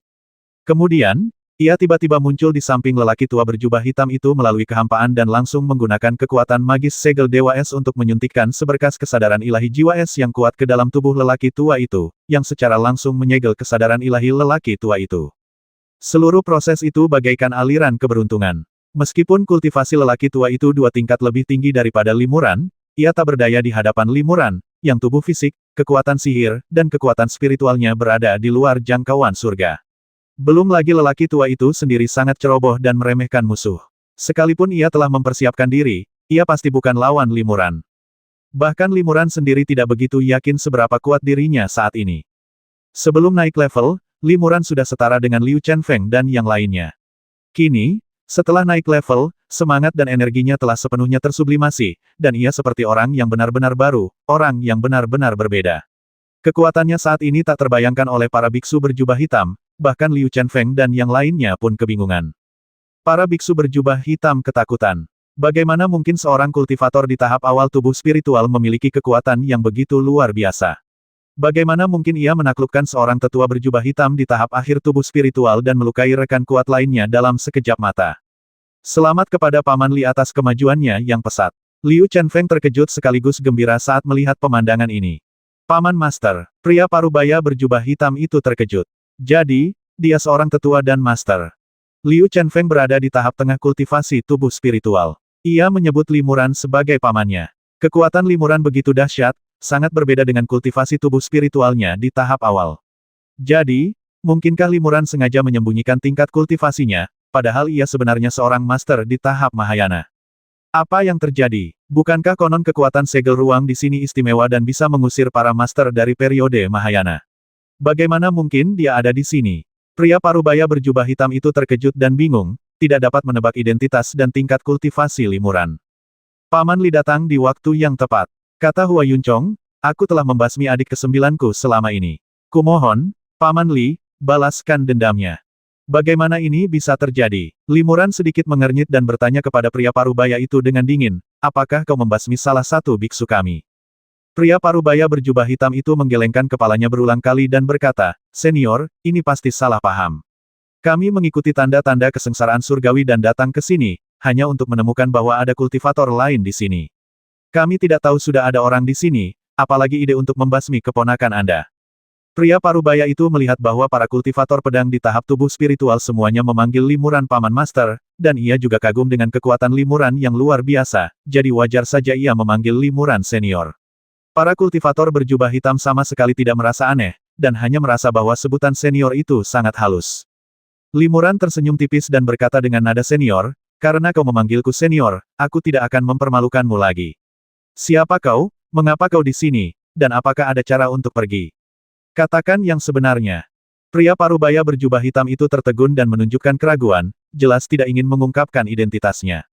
Limuran mencibir dan menunjuk pria tua berjubah hitam yang tersegel di sampingnya, lalu berkata, kalau kau tidak memberitahuku, aku akan menyelidiki pikiranmu sendiri. Tapi, aku harus bilang begini sebelumnya metode pencarianku cukup berlebihan. Setelah mencari, orang ini akan menjadi idiot, sama saja seperti orang mati. Maukah kau memberitahuku sendiri, atau biarkan aku menyelidiki pikiranmu satu persatu? Pikirkan baik-baik, mungkin ada batasan di pikiranmu, tapi menurutku, batasan itu belum terlalu rumit. Sekalipun pencarian rahasia inti itu tidak sulit, tidak akan sulit untuk mengetahui asal-usulmu dan bagaimana kau bisa sampai di sini. Setelah mengatakan ini, Limuran dengan lembut meletakkan telapak tangannya di kepala lelaki tua berjubah hitam itu. Lelaki tua berjubah hitam itu masih sedikit mengernyitkan bibirnya dan menatap lurus ke depan, ekspresinya tak berubah, seolah membeku. Limuran hanya perlu berpikir, dan ia bisa menghancurkan tubuh atau pikiran lelaki tua itu kapan saja. Pria parubaya berjubah hitam itu terkejut dan buru-buru berkata, Senior, tolong berhenti. Aku akan mengatakan yang sebenarnya sekarang juga. Limuran melepaskan tangannya dari pria tua berjubah hitam itu, menatap pria parubaya itu, dan berkata dengan dingin katakan padaku, apakah yang kau katakan itu benar atau salah, aku akan dengan sendirinya menemukan cara untuk memverifikasinya. Jika kau berbohong, kebohongan sekalipun akan mengorbankan nyawa. Ya, pria parubaya berjubah hitam itu tampak gugup dan berkeringat deras. Senior di depannya sangat berkuasa dan bertindak dengan cara yang dominan. Dia benar-benar tidak berani menentangnya atau mempermainkannya. Pria parubaya berjubah hitam itu berkata perlahan kami dari keluarga Yue di Kabupaten Gusan, dan kami dari keluarga Yue. Keluarga Yue dari Kabupaten Gusan. Limuran tergerak. Ia adalah salah satu dari 4 keluarga kultivasi abadi terbesar umat manusia di benua Fengyun, bersama dengan keluarga Jin dari Kabupaten Pinghu, keluarga Ye dari Kabupaten Beiyan, dan keluarga Su dari Kabupaten Sanyang. Ia juga merupakan bulan dalam cermin, bunga, air, dan bulan. Yue Nanfeng melanjutkan, kami memasuki ruang tertutup ini secara kebetulan, tetapi kami tidak tahu bahwa ada kultivator lain di dalamnya. Itulah sebabnya kami mengganggu Anda dan murid-murid Anda. Mohon maafkan kami. Limuran merenung sejenak dan bertanya, saya khawatir keluarga Yue Anda bukan satu-satunya yang memasuki ruang tertutup ini. Apakah 3 keluarga besar lainnya juga terlibat? Yue Nanfeng terkejut dan bertanya, bagaimana Anda tahu ini, senior? Limuran mendengus dingin dan berkata, keponakanku yang ke-9 dibasmi oleh orang luar. Kalian tidak mau mengakuinya, yang mungkin berarti ada kekuatan lain yang telah memasuki tempat ini. Jika kalian satu-satunya kekuatan, pembasminya pasti salah satu dari kalian, dan tidak ada gunanya menyangkalnya. Jika ada kekuatan lain yang telah memasuki tempat ini, kalian bisa mengalihkan kecurigaan kepada mereka. Yue Nanfeng mengangguk bukannya kita sengaja menghindari tanggung jawab, tapi kita sama sekali tidak menyadarinya. Dugaan senior benar. Keempat keluarga besar telah mengirim banyak kultivator ke tempat ini. Keluarga Yueku hanyalah salah satunya. Karena itu, Pembasmian murid-murid senior seharusnya tidak ada hubungannya dengan keluarga Yueku. Limuran mengerutkan kening dan berpikir, keempat keluarga besar semuanya ada di sini. Jadi, kata Ye yang diwariskan oleh saudara muda ke-9 sebelum kematiannya kemungkinan besar merujuk pada keluarga Ye dari 4 keluarga besar. Limuran sebelumnya telah menggunakan indera kedewaannya untuk memindai dan memahami informasi dari catatan transmisi suara darurat tersebut, jadi dia juga tahu tentang murid ke-9 dan tujuan kunjungan Liu Chenfeng dan yang lainnya. Liu Chenfeng dan yang lainnya juga mulai mencurigai keluarga Ye, dan kecurigaan mereka terhadap para kultivator keluarga Yue pun berkurang drastis. Dilihat dari tindakan mereka sebelumnya, sepertinya mereka baru pertama kali menemukan keberadaan kultivator lain di ruang tertutup ini, jadi kecil kemungkinan mereka adalah pembasminya.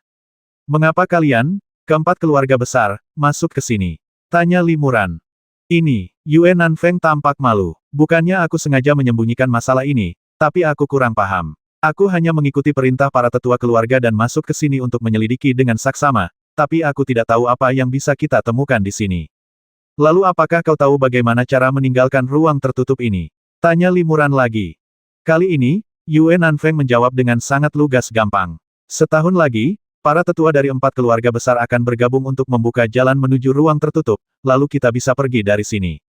Limuran terkejut sekaligus gembira ketika mendengar ini setahun kemudian. Aku ingin tahu berapa banyak kultivator yang bisa lolos dari lorong itu. Yue Nanfeng berkata, jika lorong itu dibuka, seharusnya tidak menjadi masalah bagi ratusan biksu untuk pergi. Itu akan cukup bagi kita untuk kembali. Limuran gembira jadi, kita juga bisa menggunakan jalan itu untuk pergi dari sini. Hati Yue Nanfeng tergerak, dan ia buru-buru berkata, Senior, apakah Anda dan yang lainnya ingin pergi dari sini? Gampang, selama kita mengubah musuh menjadi teman, kita bisa pergi bersama. Limuran mengangguk. Ya, kami juga datang ke sini secara tidak sengaja dan sedang mencari cara untuk pergi. Karena kami tidak memiliki konflik kepentingan, wajar saja jika ada kesalahpahaman yang terjadi. Setelah berkata demikian, Limuran melambaikan lengan bajunya, dan lelaki tua berjubah hitam itu tersapu oleh embusan angin dan terbang menuju angin Vietnam. Yue Nanfeng dan beberapa orang lainnya membantu lelaki tua itu. Ia menyuntikkan mantra ke tubuh lelaki tua itu, mencoba membuka segelnya, tetapi mendapati lelaki tua itu masih tak bergerak. Yue Nanfeng menyelidikinya dengan saksama, tetapi menemukan bahwa kesadaran lelaki tua itu tampaknya disegel oleh es dan tidak dapat dilepaskan. Ada apa, senior? Ekspresi Yue Nanfeng sedikit berubah. Limuran tersenyum tipis. Segel semacam ini hanya bisa dibuka olehku sendiri. Dia akan tinggal bersamamu. Jika kau tahu bahwa masalah keponakan muda ke-9 tidak ada hubungannya denganmu, aku akan membuka segelnya setelah kau meninggalkan tempat ini. Yue Nanfeng terkejut. Dengan cara ini, hidup dan mati pamannya akan berada di bawah kendali pihak lain. Jika ia memutuskan hubungan dengan pihak lain, pamannya kemungkinan besar akan disegel seumur hidupnya. Kita lihat saja nanti. Mungkin para tetua keluarga kita bisa menemukan cara untuk membuka segel ini. Pikir Yue Nanfeng dalam hati. Pada titik ini, kekuatannya jelas lebih rendah daripada lawannya, jadi wajar saja jika tidak ada ruang untuk tawar-menawar. Kalian berempat keluarga besar mungkin kecewa. Tidak ada harta karun di sini. Hanya ada beberapa binatang ajaib tingkat tinggi, dan kebanyakan dari mereka telah kami basmi, kata Limuran sambil tersenyum.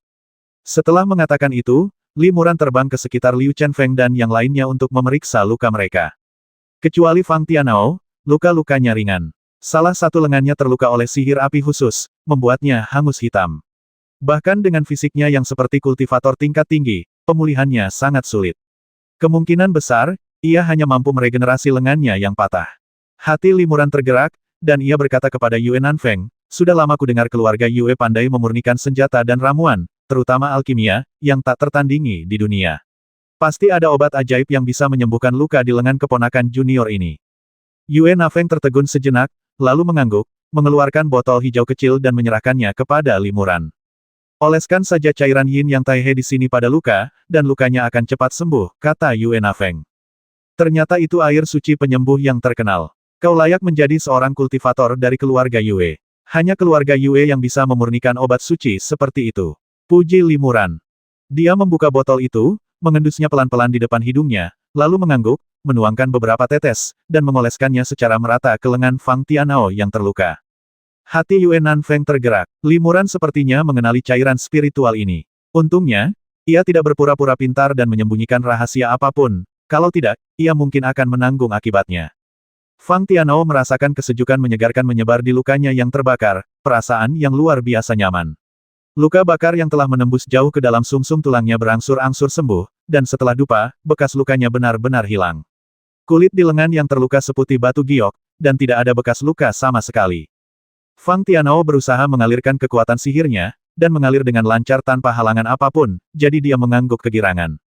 Obat suci keluarga Yue memang pantas mendapatkan reputasinya. Terima kasih banyak. Puji limuran dan tanpa basa-basi mengambil setengah botol cairan spiritual yang tersisa untuk dirinya sendiri dan memasukkannya ke dalam lengan bajunya. Melihat ini, Yue Fan Feng agak enggan pergi, tetapi ia tidak banyak bicara. Ia juga meminum 2 ramuan yang tidak diketahui, yang membuat lukanya membaik.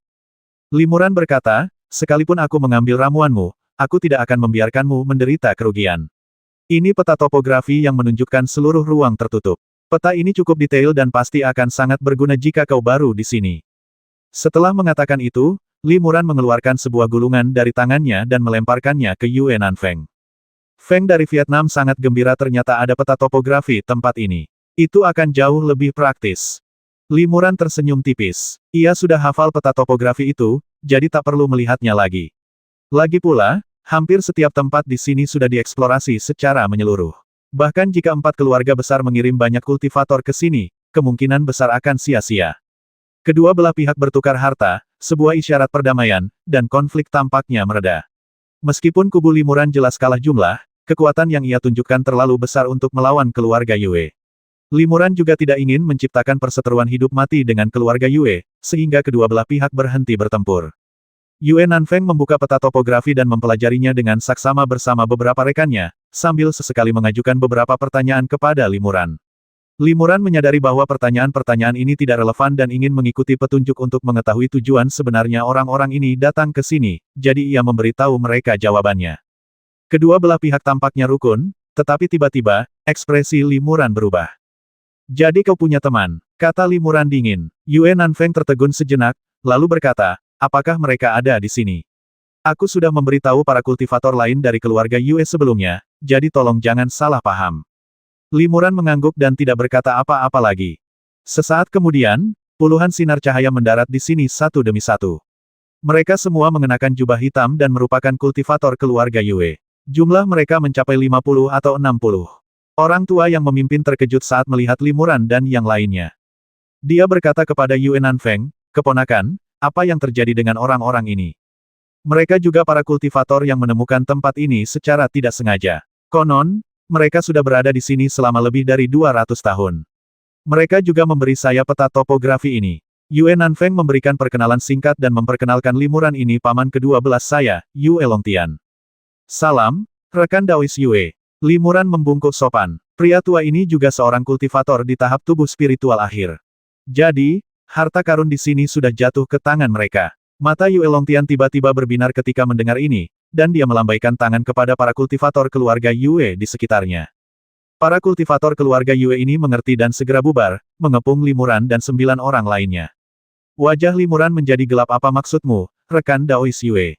Apa maksudmu? Rekan Daois Li tahu segalanya. Yue Longtian mencibir, karena kau sudah sampai di sini, harta karun di sini pasti sudah jatuh ke tanganmu. Kalau kau ingin menyelamatkan hidupmu, serahkan semua kekayaan dan hartamu.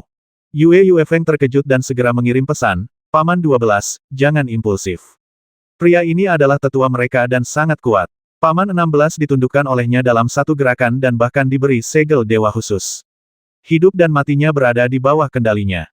Limuran berkata dengan tenang, rekan Daois Yue, dengan melakukan ini, tidakkah kau takut bahwa dalam amukanku berikutnya aku akan menghancurkan kesadaran spiritual tetua keluarga Yue? Yue Longtian tertawa terbahak-bahak. Kami hampir 100 orang. Kalau satu mati, tak masalah. Kalau kau berani menyakitinya, kami tentu akan membalasnya. Sekuat apapun kalian, jumlah kami 10 kali lipat lebih banyak. Dalam keadaan terkepung, tak akan terlalu sulit untuk membasmimu. Mata Limuran menyipit, dan ia melirik semua orang. Ia berkata, jadi, kalian akan mengandalkan jumlah kalian untuk melawan kesepakatan kita sebelumnya untuk berjabat tangan dan berdamai. Omong kosong, kata Yue Longtian, di dunia kultivasi abadi, hanya yang kuat yang saling mengawasi dan menyeimbangkan. Bagaimana mungkin yang lemah berhak berjabat tangan dan berdamai dengan yang kuat? Kita mengandalkan jumlah kita hari ini, lalu kenapa? Jika kalian ingin menyelamatkan nyawa kalian, serahkan harta karun itu. Aku tidak semudah diajak bicara seperti keponakanku. Limuran mengerutkan kening. Ia tak menyangka keluarga Yue memiliki begitu banyak anggota. 9 kultivator di tahap awal dan tengah tubuh spiritual tidak mungkin sebanding dengan hampir 100 kultivator tingkat tinggi, terutama di tahap tengah dan akhir tubuh spiritual. Jika jumlah kultivator tidak begitu berbeda, akan mudah untuk mencapai kesepakatan. Namun, dalam situasi saat ini, jelas bahwa pihak lain tidak menganggap mereka serius. Liu Chenfeng dan yang lainnya juga diam-diam terkejut. Mereka tidak pernah menyangka bahwa keluarga Yue, salah satu dari 4 keluarga besar, akan membawa begitu banyak kultivator tingkat tubuh spiritual. Sebagai perbandingan, Lembah Tianjian hanya memiliki 9 orang dan sama sekali tidak dapat bersaing dengan mereka. Wajah Limuran muram, dan dia berkata dengan dingin kepada Yue Nanfeng teman Yue, kamu tidak akan mematuhi perjanjian kita sebelumnya untuk tidak melakukan agresi dan berjabat tangan dengan damai. Situasi di Vietnam sangat mendesak, dan dia telah merasakan metode Limuran, tetapi statusnya dalam keluarga Yue rata-rata, jadi dia tidak dapat membuat keputusan. Pak tua dari Vietnam itu menasihati, Paman 12, orang ini sangat kuat. Kita telah menyaksikannya sendiri. Lebih baik sedikit kesulitan daripada banyak kesulitan. Jangan biarkan para kultivator kita membahayakan diri mereka sendiri. Wajah Yue Longtian memucat, dan ia berkata, diam. Nanfeng, kau terus-menerus mendorong orang lain untuk berani, dan kau malu dalam menghadapi pertempuran. Ini benar-benar merusak martabat keluarga Yue kita. Anak ini hanyalah seorang kultivator tubuh spiritual tingkat awal. Sekalipun dia sangat kuat, kita memiliki hampir 100 orang. Bagaimana mungkin kita takut padanya? Kali ini kita memasuki tempat tertutup ini. Kepala keluarga berpesan agar kita tidak melewatkan satu petunjuk pun. Sekarang kita telah bertemu sekelompok kultivator asing di sini.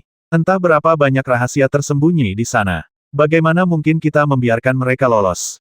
Tapi, Paman 16. Yue Nanfeng terus membujuk jika terjadi perkelahian, nyawa Paman 16 akan terancam.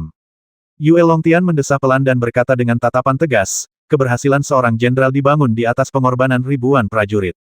Untuk mencapai hal-hal besar, pengorbanan memang tak terelakkan. Begitu kita memasuki tempat yang asing dan berbahaya ini, mustahil kita bisa lolos tanpa cedera. Kita tidak bisa membiarkan tujuan keluarga kita hancur hanya karena kakak ke-16. Sebelum kau masuk, kepala keluarga sudah berpesan agar kau mematuhi perintahku. Adakah yang berani melanggar perintahku hari ini? Keponakan, aku tidak berani. Yue Feng menggelengkan kepalanya tanpa daya. Hati Limuran mencelos. Yue Longtian, kepala keluarga Yue, bersikeras melawan mereka. Sepertinya pertempuran ini tak terelakkan. Karena kita harus bertarung, sebaiknya kita ambil inisiatif dan menyerang duluan. Pikiran Limuran bergerak, dan sosoknya tiba-tiba menghilang dalam kilatan cahaya kemerahan. Detik berikutnya, seberkas cahaya kemerahan tiba-tiba menembus kehampaan di atas kepala Yue Longtian dan menghantamnya.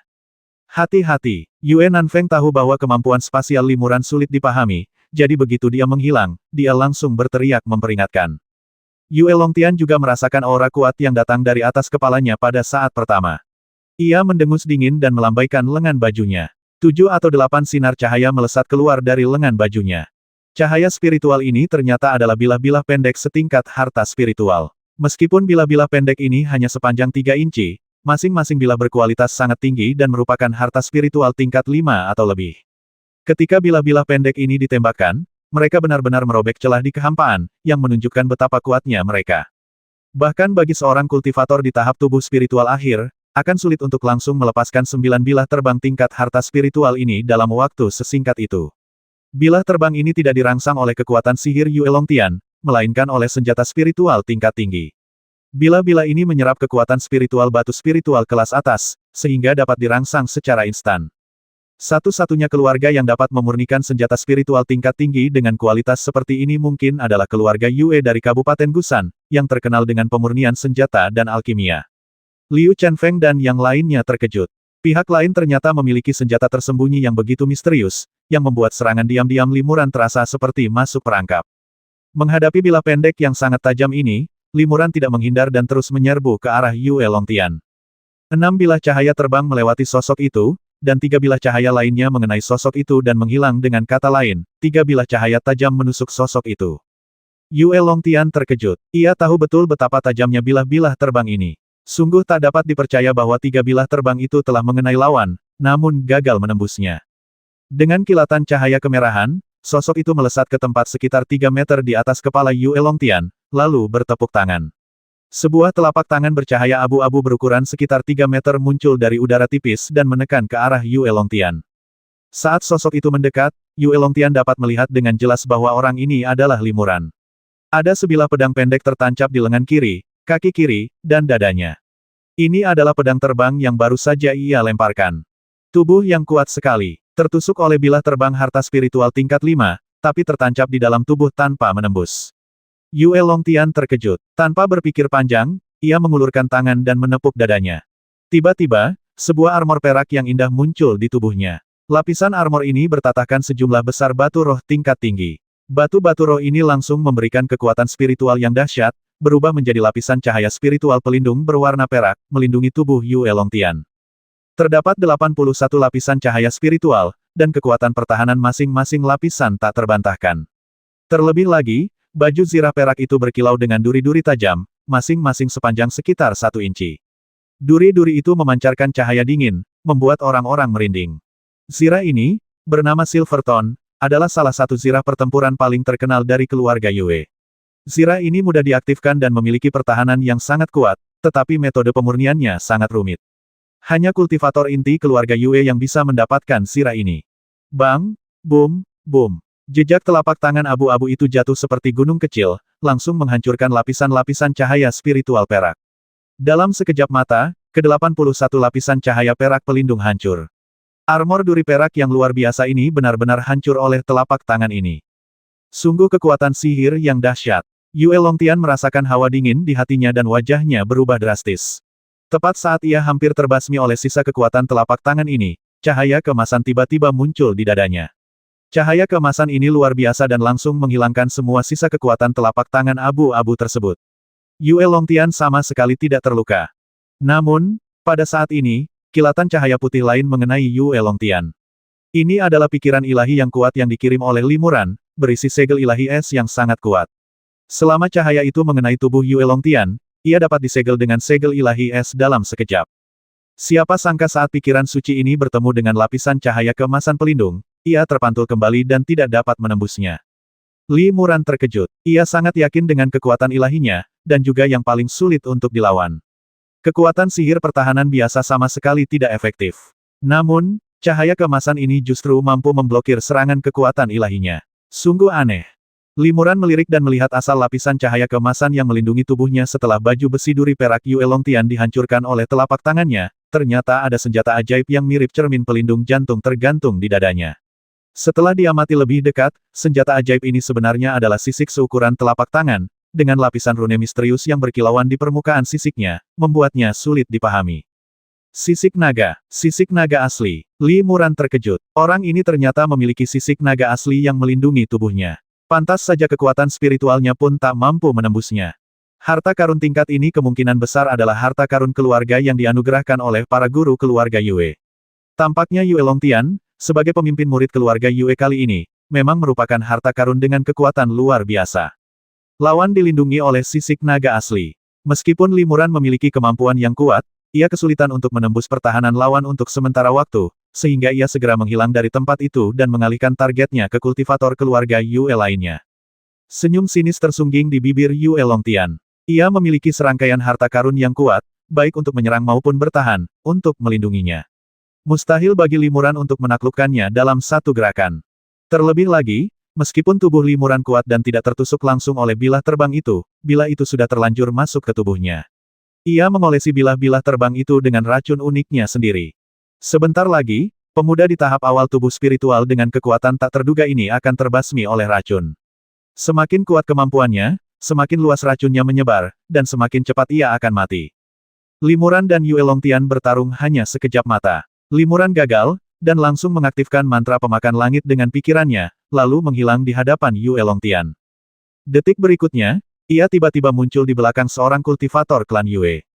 Tanpa diduga, ia mencabut pedang pendek dari lengannya, mengayunkannya, dan dengan satu tebasan, menghancurkan senjata sihir pertahanan kultivator klan Yue, sebuah token berbentuk bulan sabit. Bila pedang itu menembus aura pelindung kultivator klan Yue, bagaikan kertas, dan lengannya langsung terpotong. Kultivator klan Yue itu juga memiliki lapisan armor perak di tubuhnya, tetapi jelas lebih lemah daripada Flying Blade, dan armor itu hancur hanya dalam satu tebasan. Darah mengucur deras dari lengan kultivator keluarga Yue yang patah, dan lukanya langsung menghitam. Jelas sekali dia telah diracuni. Sosok Limuran melintas dan menghilang dari tempat asalnya lalu dia menatap kultivator keluarga Yue lainnya, mengeluarkan bilah pedang pendek, dan mengayunkannya ke bawah. Pisau ini sangat tajam, bahkan lebih tajam daripada pedang kelahiran Liu Chenfeng dan yang lainnya. Limuran diam-diam terkejut. Jika tidak, pedang pendek ini tidak akan mampu menembus dagingnya yang keras dan menembus tubuhnya. Namun, racun aneh yang terkandung dalam pisau ini hampir tidak berpengaruh pada Limuran. Limuran awalnya kebal terhadap semua racun, dan setelah tubuhnya diberi nutrisi oleh kekuatan hidup bunga aneh tersebut, kemampuan pemulihannya menjadi semakin menakjubkan, dan daya tahannya terhadap racun pun meningkat pesat. Meskipun racun tersebut menyerang tubuhnya, racun itu dengan cepat dinetralkan oleh darah dan esensinya, dan ia tidak lagi menjadi ancaman. Akan tetapi, para biksu keluarga Yue yang tergores oleh pedangnya tidak memiliki tubuh sekuat itu. Biksu yang terluka dari keluarga Yue terpotong lengannya oleh pisau terbang itu. Racun mematikan itu menyerbunya dan wajahnya langsung berubah menjadi hitam dan ungu, dan tubuhnya gemetar. Cepat minum pil detoksifikasinya. Yue Longtian terkejut dan bergegas menghampiri pria itu. Ia mengeluarkan pil detoksifikasi buatannya sendiri dan memasukkannya ke dalam mulut pria itu. Pil detoksifikasinya sangat tepat sasaran dan efeknya luar biasa. Begitu kultivator keluarga Yue meminumnya, kulitnya membaik dan racunnya perlahan menghilang. Para kultivator keluarga Yue lainnya di dekatnya merasa lega. Untungnya, Yue Longtian telah menyiapkan pil penawar khusus, jika tidak, racun itu pasti akan menjadi kesalahan mereka sendiri dan akan membahayakan kultivator mereka sendiri. Dalam sekejap, Limuran melukai orang lain. Kekuatan supernatural spasialnya begitu sulit dipahami, dan kekuatan sihirnya tak tertandingi. Pedang pendek di tangannya sangat tajam. Dengan satu tebasan, ia mampu menembus harta pertahanan murid-murid keluarga Yue biasa, sehingga sulit untuk melindunginya. Dari sini, terlihat bahwa meskipun mereka semua adalah kultivator keluarga Yue, harta karun yang mereka miliki sangat beragam kualitasnya. Yue Longtian memiliki gudang harta karun, dan bahkan dilindungi oleh sisik naga sejati, sementara kultivator keluarga Yue lainnya mungkin tidak memiliki keunggulan ini. Yue Longtian baru saja menyelamatkan anggota keluarga Yue yang diracuni, dan kemudian ia mendengar jeritan tak jauh dari sana. Seorang kultivator keluarga Yue lainnya dipotong tangannya oleh Limuran yang tiba-tiba muncul. Bagi para pendeta tingkat tinggi, meregenerasi lengan yang patah bukanlah tugas yang sulit, tetapi racun aneh yang terkandung dalam bilah pedang itu sangatlah mengerikan. Yue Longtian mengerang dalam hatinya dan harus segera terbang ke sana lagi untuk mengambil pil detoksifikasi untuk mendetoksifikasi para biksu di keluarganya. Pada saat yang sama, kultivator lain dari keluarga Yue juga melancarkan serangan terhadap Liu Chenfeng dan lainnya. Masing-masing kultivator klan Yue ini memiliki baju zirah pelindung yang luar biasa dan setidaknya satu token harta spiritual pertahanan berbentuk perisai, serta satu harta spiritual serangan khusus. Harta spiritual ini sebagian besar berperingkat 5 atau lebih tinggi, dengan banyak murid inti yang memegang peringkat 7 atau bahkan 8, jauh melampaui pedang kelahiran yang dipegang Liu Chenfeng dan yang lainnya. Mereka awalnya kurang beruntung dalam hal jumlah dan sedikit lebih rendah daripada yang lain dalam hal senjata sihir. Liu Chenfeng dan yang lainnya tidak memiliki kekuatan sihir ruang angkasa yang sangat fleksibel seperti Limuran. Dalam sekejap, mereka dikepung oleh banyak orang dan situasinya sangat kritis. Limuran terus-menerus menggunakan hantu pemakan langit, terus-menerus mengubah posisinya, tidak pernah diam di satu tempat lebih dari satu tarikan napas. Saat berhadapan dengan para kultivator keluarga Yue itu, ia hanya menggunakan satu jurus, terlepas dari apakah ia bisa melukai lawan dengan serius atau berhasil, ia akan segera mengubah targetnya. Karena dia tahu bahwa para kultivator keluarga Yue ini bukanlah orang biasa, dan jika mereka tinggal sebentar saja, mereka akan dikepung oleh banyak orang. Sihir ruang orang ini sangat misterius.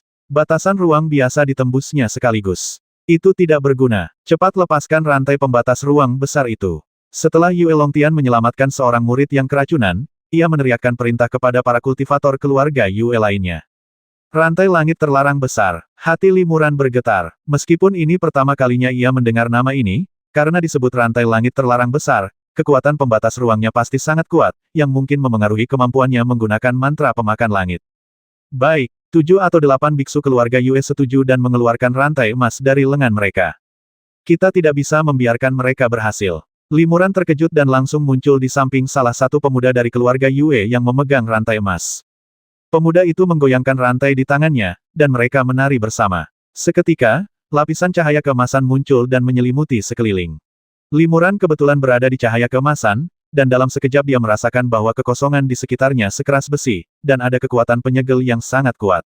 Sungguh pembatas ruang yang kuat. Rantai ini sungguh mengesankan. Li Muran terkejut. Ia segera meraih rantai emas itu dan berteriak, "Lepaskan!" Sebuah kekuatan dahsyat mengalir melalui lengannya, menembus rantai emas, dan menyerbu ke arah lawan. Pemuda itu ketakutan dan buru-buru menyuntikkan sejumlah besar kekuatan sihir murni. Di bawah pengaruh kekuatan suci dan kekuatan sihir, suara teredam terdengar. Namun, rantai emas itu tidak hancur, melainkan terentang beberapa kaki. Duri-duri pada rantai emas itu menusuk lengan Li Muran, tetapi Li Muran sama sekali tidak merasakannya dan menariknya lagi dengan kuat. Kali ini, ia tak hanya mengerahkan seluruh kekuatan sucinya, tetapi juga menyuntikkan sejumlah besar kekuatan sihir. Lapisan cahaya abu-abu dengan cepat mengalir ke dalam rantai, menutupi cahaya keemasan pada rantai, dan menyerbu ke arah lawan bagaikan air pasang. Kedua pria itu kembali beradu langsung untuk memperebutkan rantai. Dengan suara bang yang menggelegar, rantai itu tidak hancur, tetapi tubuh pemuda itu tak mampu menahannya. Lengannya yang mencengkeram rantai itu pun terlepas. Pemuda ini pasti sudah berlatih fisik, kalau tidak, akibatnya akan lebih parah lagi. Tak lama kemudian, 5 atau 6 biksu keluarga Yue bergegas menghampiri Li Muran sambil memegang rantai emas. Rantai emas di tangan mereka terjalin menjadi jaring, berubah menjadi jaring emas besar yang menyelimuti Li Muran. Li Muran menyambar rantai emas dan hendak menggunakan mantra pemakan langit untuk pergi ketika tiba-tiba ia merasakan kilatan cahaya keemasan di sekelilingnya. Kekuatan segel ruang meningkat pesat, dan mantra pemakan langit yang sudah aktif pun terhenti. Ia melesat dan muncul kembali di tempat semula. Rantai-rantai ini masih terus bergerak ke arah Li Muran. Li Muran sangat cemas. Ia merogoh lengan bajunya dan menemukan lebih dari selusin jimat di telapak tangannya. Selusin jimat ini berubah menjadi cahaya pedang tajam, secara bersamaan menyerang seorang pria paruh baya dari keluarga Yue yang memegang rantai. Semua jimat ini adalah jimat pedang surgawi yang telah disempurnakan Li Muran beberapa tahun terakhir. Selusin jimat pedang surgawi, merobek celah besar di ruang hampa yang tersegel, kekuatannya cukup untuk melahap pria paruh baya dari keluarga Yue. Pria paruh baya itu terkejut. Tanpa berpikir panjang, ia melepaskan rantainya dan menghindar dengan cepat. Meskipun ia berhasil menghindari serangan jimat pedang surgawi tepat waktu, serangan itu tetap membuat lubang di jaring raksasa rantai emas. Lubang itu tidak besar dan segera diperbaiki oleh para biksu di sekitarnya. Namun, dalam sekejap, Li Muran tiba-tiba berubah menjadi bayangan naga gelap dan menghilang di bawah jaring raksasa tersebut. Saat berikutnya, bayangan naga ajaib itu berkelebat, dan Li Muran menggunakan pelarian naga ajaib untuk melarikan diri dari jaring raksasa dan muncul di belakang seorang biksu yang memegang rantai emas. Li Muran bertepuk tangan, dan kekuatan sihir dahsyat lainnya menyeruak keluar, berubah menjadi jejak telapak tangan berwarna abu-abu, menghantam sang kultivator. Boom! Aura pelindung dan armor biksu itu hancur oleh jejak telapak tangan tanpa ada ketegangan. Biksu itu memuntahkan seteguk darah dan langsung pingsan. Armor pelindung biksu itu menyerap mana dalam jumlah besar, kalau tidak, dia pasti sudah mati di bawah jejak telapak tangan ini. Melihat beberapa biksu lain yang memegang rantai emas mengelilinginya lagi, Li Muran melambaikan lengan bajunya sebagai persiapan, dan tiba-tiba lebih dari selusin api keluar dari lengan bajunya, yang merupakan jimat api peri. Begitu jimat api abadi ini dikorbankan, mereka diaktifkan satu demi satu. Dalam sekejap, di tengah beberapa suara gemuruh yang terus-menerus, api besar membubung ke langit, melahap semua yang ada di dekatnya. Para kultivator keluarga Yue ini bukan orang biasa. Dalam situasi berbahaya antara hidup dan mati ini, mereka mengaktifkan kemampuan teleportasi atau mengandalkan senjata sihir pelindung tubuh untuk mundur ke segala arah setelah dampak ledakan dahsyat, tetapi semuanya tertelan api. Namun, beberapa biksu yang lebih dekat dan memegang rantai emas menderita luka dalam yang serius. Li Muran merasa sedikit lega. Para biksu dengan rantai emas khusus ini pada dasarnya terluka, kekuatan tempur mereka berkurang sementara, dan ancaman terhadapnya pun sangat berkurang. Kalau tidak, jika ia tidak berhasil menggunakan Sky Devouring Phantom untuk menghindar, cepat atau lambat ia akan mati di bawah pengepungan para biksu ini. Lindungi aku, teriak Yue Longtian. Dengan lambaian lengan bajunya, ia memanggil dan memegang busur panjang berbentuk naga yang bertatahkan permata kristal tak dikenal yang tak terhitung jumlahnya. Busur ini tidak memiliki anak panah, tetapi ketika Yue Longtian memegang busur dengan kedua tangan dan menarik tali busur, sejumlah besar kekuatan sihir terhisap keluar dari tubuhnya dan terkumpul di tali busur, membentuk anak panah merah menyala yang tembus cahaya dalam sekejap. Tian Tong Lingbao. Hati Li Muran bergetar. Ia menyadari bahwa busur panjang ini adalah Tian Tong Lingbao yang terkenal, busur penembak matahari, yang telah ia lihat berkali-kali di buku-buku kuno. Ternyata harta karun ini jatuh ke tangan keluarga Yue, dan sekarang telah diberikan kepada Yue Longtian sebagai dukungan besar baginya untuk memasuki ruang tertutup ini. Hati Limuran mencelos. Ia telah melihat catatan serupa di buku-buku kuno lebih dari sekali. Target yang dibidik busur penembak matahari takkan pernah bisa lolos. Tak peduli sihir teleportasi apapun yang digunakan untuk menghindar, panah yang ditembakkan busur penembak matahari akan selalu mengikuti target hingga kekuatannya habis atau mengenai target. Dengan kata lain, begitu lawan mengaktifkan harta karun ini, ia harus menerima anak panah dari busur penembak matahari secara langsung, dan ia tidak akan dapat menghindarinya, baik ia menggunakan pelarian naga maupun mantra pemakan langit. Ini adalah harta spiritual Tongtian, dan kekuatannya jauh melampaui harta spiritual tingkat 9. Tidak ada jaminan Limuran bisa menahan panah itu. Keluarga Yue benar-benar telah mengerahkan banyak upaya kali ini. Mereka tidak hanya mengirimkan begitu banyak murid elit, tetapi masing-masing dari mereka juga membawa harta karun berharga, dan beberapa bahkan memiliki harta karun supernatural. Jika keluarga Yue seperti ini, 3 keluarga lainnya mungkin serupa. 4 keluarga besar bekerja sangat keras. Mungkinkah benar-benar ada rahasia besar yang tersembunyi di ruang tertutup ini? Pikiran seperti itu terlintas di benak Limuran. Kita tidak bisa membiarkannya menembakkan panah ini dengan mudah. Limuran sangat cemas dan segera bergegas menuju Yue Longtian. Sebelum dia tiba, dia sudah menamparnya dengan telapak tangan berturut-turut. Teknik-teknik telapak tangan ini didasarkan pada teknik telapak awan Ibel milik Sekte Ibel. Kekuatannya sepenuhnya bergantung pada kedalaman mana yang terkandung di dalamnya. Mana yang dilepaskan Limuran sangat kuat, dan semuanya terbentuk dari campuran energi langit dan bumi. Vitalitas langit dan bumi di sekitarnya juga dimobilisasi olehnya saat ini, mengalir ke dalam jejak telapak tangan abu-abu ini, yang selanjutnya sangat meningkatkan kekuatan yang terkandung dalam jejak telapak tangan tersebut. Dengan kekuatan Yue Longtian saja, bahkan jika ia memiliki sisik naga asli untuk melindungi tubuhnya, mustahil baginya untuk menahan serangan telapak tangan demi telapak tangan tanpa cedera. Jika ia ingin mengambil jejak telapak tangan ini, ia harus menghentikan mantranya dan tidak lagi mengaktifkan busur penembak matahari. Tak disangka, setelah melihat jejak telapak tangan itu datang ke arahnya satu demi satu, meski raut wajah Yue Longtian berubah drastis, dia tetap tak tergerak dan sama sekali tak berniat meletakkan busur penembak matahari. Dan di sampingnya, 12 biksu dari keluarga Yue tiba-tiba muncul. Para biksu dari keluarga Yue ini mengangkat token 6 sisi di tangan mereka secara bersamaan dan menyatukannya untuk membentuk perisai raksasa. Mereka mampu mengatur pertahanan kedap udara dalam sekejap, yang menunjukkan bahwa para biksu keluarga Yue ini terlatih dengan baik dan memiliki koordinasi yang baik. Perisai itu bersinar dengan cahaya spiritual, jelas dipenuhi mana yang sangat besar. Dengan 12 kultivator klan Yue yang bekerja sama, daya pertahanan perisai itu luar biasa. Di tengah beberapa suara bum-bum-bum yang teredam, jejak telapak tangan abu-abu itu sepenuhnya terhalang oleh token raksasa itu, sepenuhnya menahannya. Oh tidak, wajah Limuran menjadi gelap dan dia berpikir dalam hati bahwa ada sesuatu yang salah. Dihalangi oleh 12 biksu klan Yue, ia tak mampu melukai Yue Longtian untuk sementara waktu. Namun, dengan kekuatan sihir Yue Longtian yang dahsyat, ia berhasil memanfaatkan kesempatan ini untuk mengaktifkan busur penembak matahari dan menembakkan anak panah. Benar saja, tepat setelah jejak telapak tangan ini diterima oleh perisai, perisai itu tiba-tiba terbuka, memperlihatkan celah, dan sebuah panah merah menyala melesat keluar, menuju langsung ke arah Limuran. Kecepatan panah penembak matahari tidak terlalu mengagumkan. Dengan kecepatan reaksi Limuran, ia bisa menghindarinya dengan teleportasi, tetapi ia tahu itu akan sia-sia. Anak panah itu masih berjarak 100 kaki dari Limuran, tetapi dia sudah merasakan tekanan spiritual yang luar biasa datang ke arahnya, hampir menekannya hingga membuatnya mati lemas dan tidak bisa bernapas. Aku hanya bisa bertarung sekuat tenaga. Limuran melambaikan lengan bajunya, dan cahaya ungu menyala, lalu ia mengambilnya. Itu adalah pedang serakah. Limuran menyuntikkan sejumlah besar pikiran spiritual murni ke dalam pedang rakus itu dan menebasnya dengan sekuat tenaga. Pedang keserakahan langsung memancarkan cahaya ungu, dan seekor ular piton ungu raksasa terbang keluar dari pedang keserakahan. Setelah ular piton ungu itu terbang, pedang keserakahan langsung meredup. Hampir seluruh kekuatan pedang keserakahan terkumpul di dalam ular piton ungu itu. Ular piton ungu langsung merobek kehampaan di depan Limuran, menciptakan lubang angkasa yang sangat besar. Panah penembak matahari kebetulan mengenai tempat ini dan langsung menghilang ke dalam lubang angkasa. Limuran sangat gembira. Mungkinkah dia benar-benar berhasil menangkal serangan busur penembak matahari Lingbao Tongtian?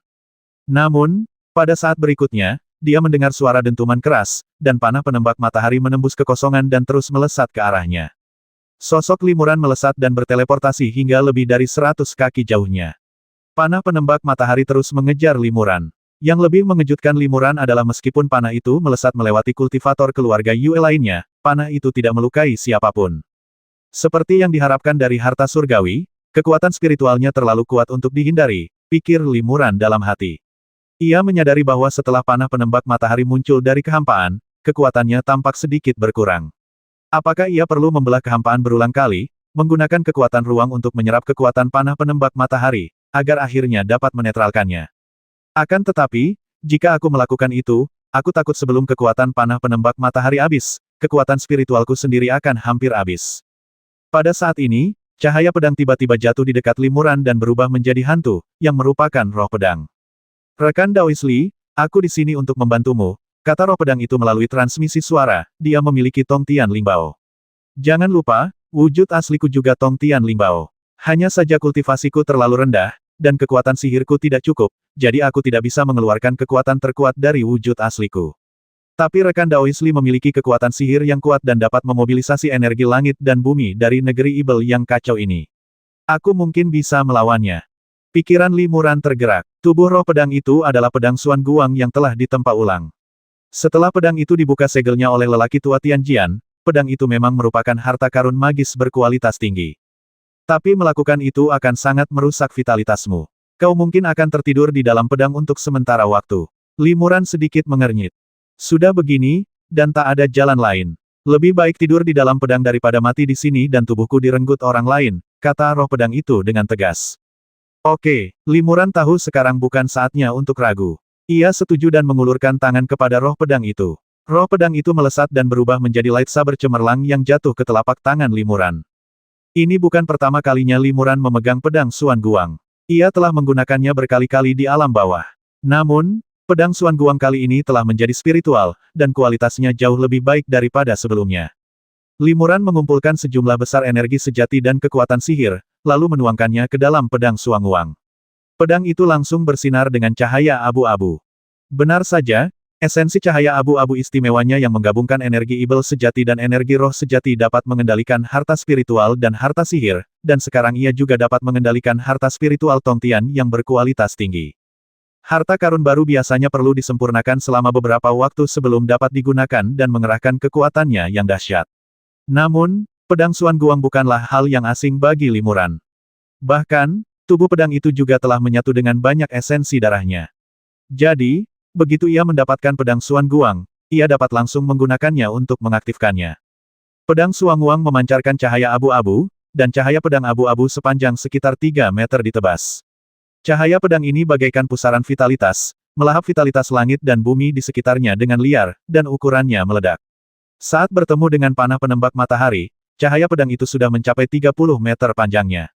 Dengan suara bang yang teredam, api memercik dan cahaya spiritual bersinar. Panah penembak matahari sepenuhnya dikalahkan oleh cahaya pedang, tetapi masih ada banyak kekuatan cahaya pedang yang tersisa, yang terus menghantam kehampaan di depan, merobek kehampaan menjadi retakan. Melihat pemandangan ini, wajah Yue Longtian berubah drastis dan tampak sepucat kematian. Dia tidak pernah menyangka bahwa bahkan setelah menggunakan busur penembak matahari, dia masih akan dirugikan. Faktanya, sekuat apapun busur penembak matahari, ia tetap membutuhkan mana untuk disuntikkan. Kekuatannya berkaitan erat dengan mana yang disuntikkan. Meskipun Yue Longtian memiliki tingkat kultivasi yang tinggi dan mana yang mendalam, ia berada di tanah Ibel kekacauan dan tidak dapat menggunakan energi langit dan bumi di sekitarnya untuk merapal mantra. Namun, Limuran telah menggunakan banyak energi langit dan bumi, sehingga ia berada di posisi yang lebih unggul. Yue Longtian dan yang lainnya adalah master dengan pengalaman bertarung yang kaya. Meskipun mereka baru bertarung sebentar, mereka langsung menyadari bahwa jika mereka terus bertarung seperti ini, Limuran akan mendapatkan keuntungan yang lebih besar. Limuran, memegang pedang Xuan Guang, melesat dan terbang menuju para kultivator keluarga Yue lainnya. Yue Longtian memang kuat dan memiliki harta pertahanan yang kuat, tetapi para kultivator keluarga Yue lainnya mungkin tidak terlalu sulit untuk dibasmi. Para kultivator keluarga Yue yang menjadi sasaran Limuran semuanya ketakutan. Limuran sendiri saja sudah sulit dihadapi, dan kini ia memegang pedang tingkat Tong Tian Lingbao, yang membuatnya semakin menakutkan. Tiba-tiba, Yue Longtian berteriak berhenti. Kalau kau tidak berhenti, aku akan membasmi orang ini duluan. Limuran mengerutkan kening, sosoknya berkelebat, dan dia melayang lebih dari 100 kaki jauhnya. Dia menoleh ke arah suara itu dan melihat Fang Tianao diikat oleh 3 biksu keluarga Yue dalam jaring perak raksasa. Jubah Fang Tianao berlumuran darah, sebagian besar berwarna merah. Wajahnya pucat, dan jelas terlihat ia terluka parah. Dengan kekuatannya, ia tak mampu menembus jaring raksasa di sekelilingnya. Selama lawan menutup jaring raksasa itu, bilah-bilah tajam yang tak terhitung jumlahnya akan mencabik-cabiknya. Otang pembawa sial, Fang Tianao meraung tak rela, kalau kita bertarung sendirian, aku, Fang Tianao, sama sekali tidak takut padamu. Fang Tianao adalah seorang kultivator tubuh spiritual tahap awal yang baru mencapai tingkat ini beberapa dekade yang lalu. Menghadapi pengepungan banyak kultivator keluarga Yue, ia merasa sulit untuk bertahan. Bukan hanya dirinya, tetapi juga Wu Heng, Meng Li, Hua Yunchong, bahkan Jian Qi, Liu Chenfeng, dan lainnya tertinggal dan berada dalam bahaya. Mereka bisa mati atau dijebak oleh para kultivator keluarga Yue kapan saja. Yue Longtian menunjuk Fang Tianao dan berkata kepada Limuran dengan dingin, letakkan pedang di tanganmu, atau aku akan segera memerintahkan kematian anak ini. Liu Chenfeng dan yang lainnya cemas dan marah, tetapi mereka tidak bisa berbuat apa-apa. Banyak kultivator keluarga Yue yang mengincar mereka dengan iri, dan mereka tidak mampu menyelamatkan Fang Tianao. Paman Li, jangan khawatirkan aku, balaskan saja dendamku. Fang Tianao mengangkat pedangnya dan menebaskannya di depan perutnya. Ia ingin menusuk dantiannya sendiri. Ia lebih suka basmi diri daripada dipaksa orang lain. Berhenti, teriak Limuran kepada Fang Tianao, kalaupun harus mati, kau harus membasmi beberapa musuh. Kenapa buru-buru basmi diri? Pedang di tangan Fang Tianao memadat dan berhenti.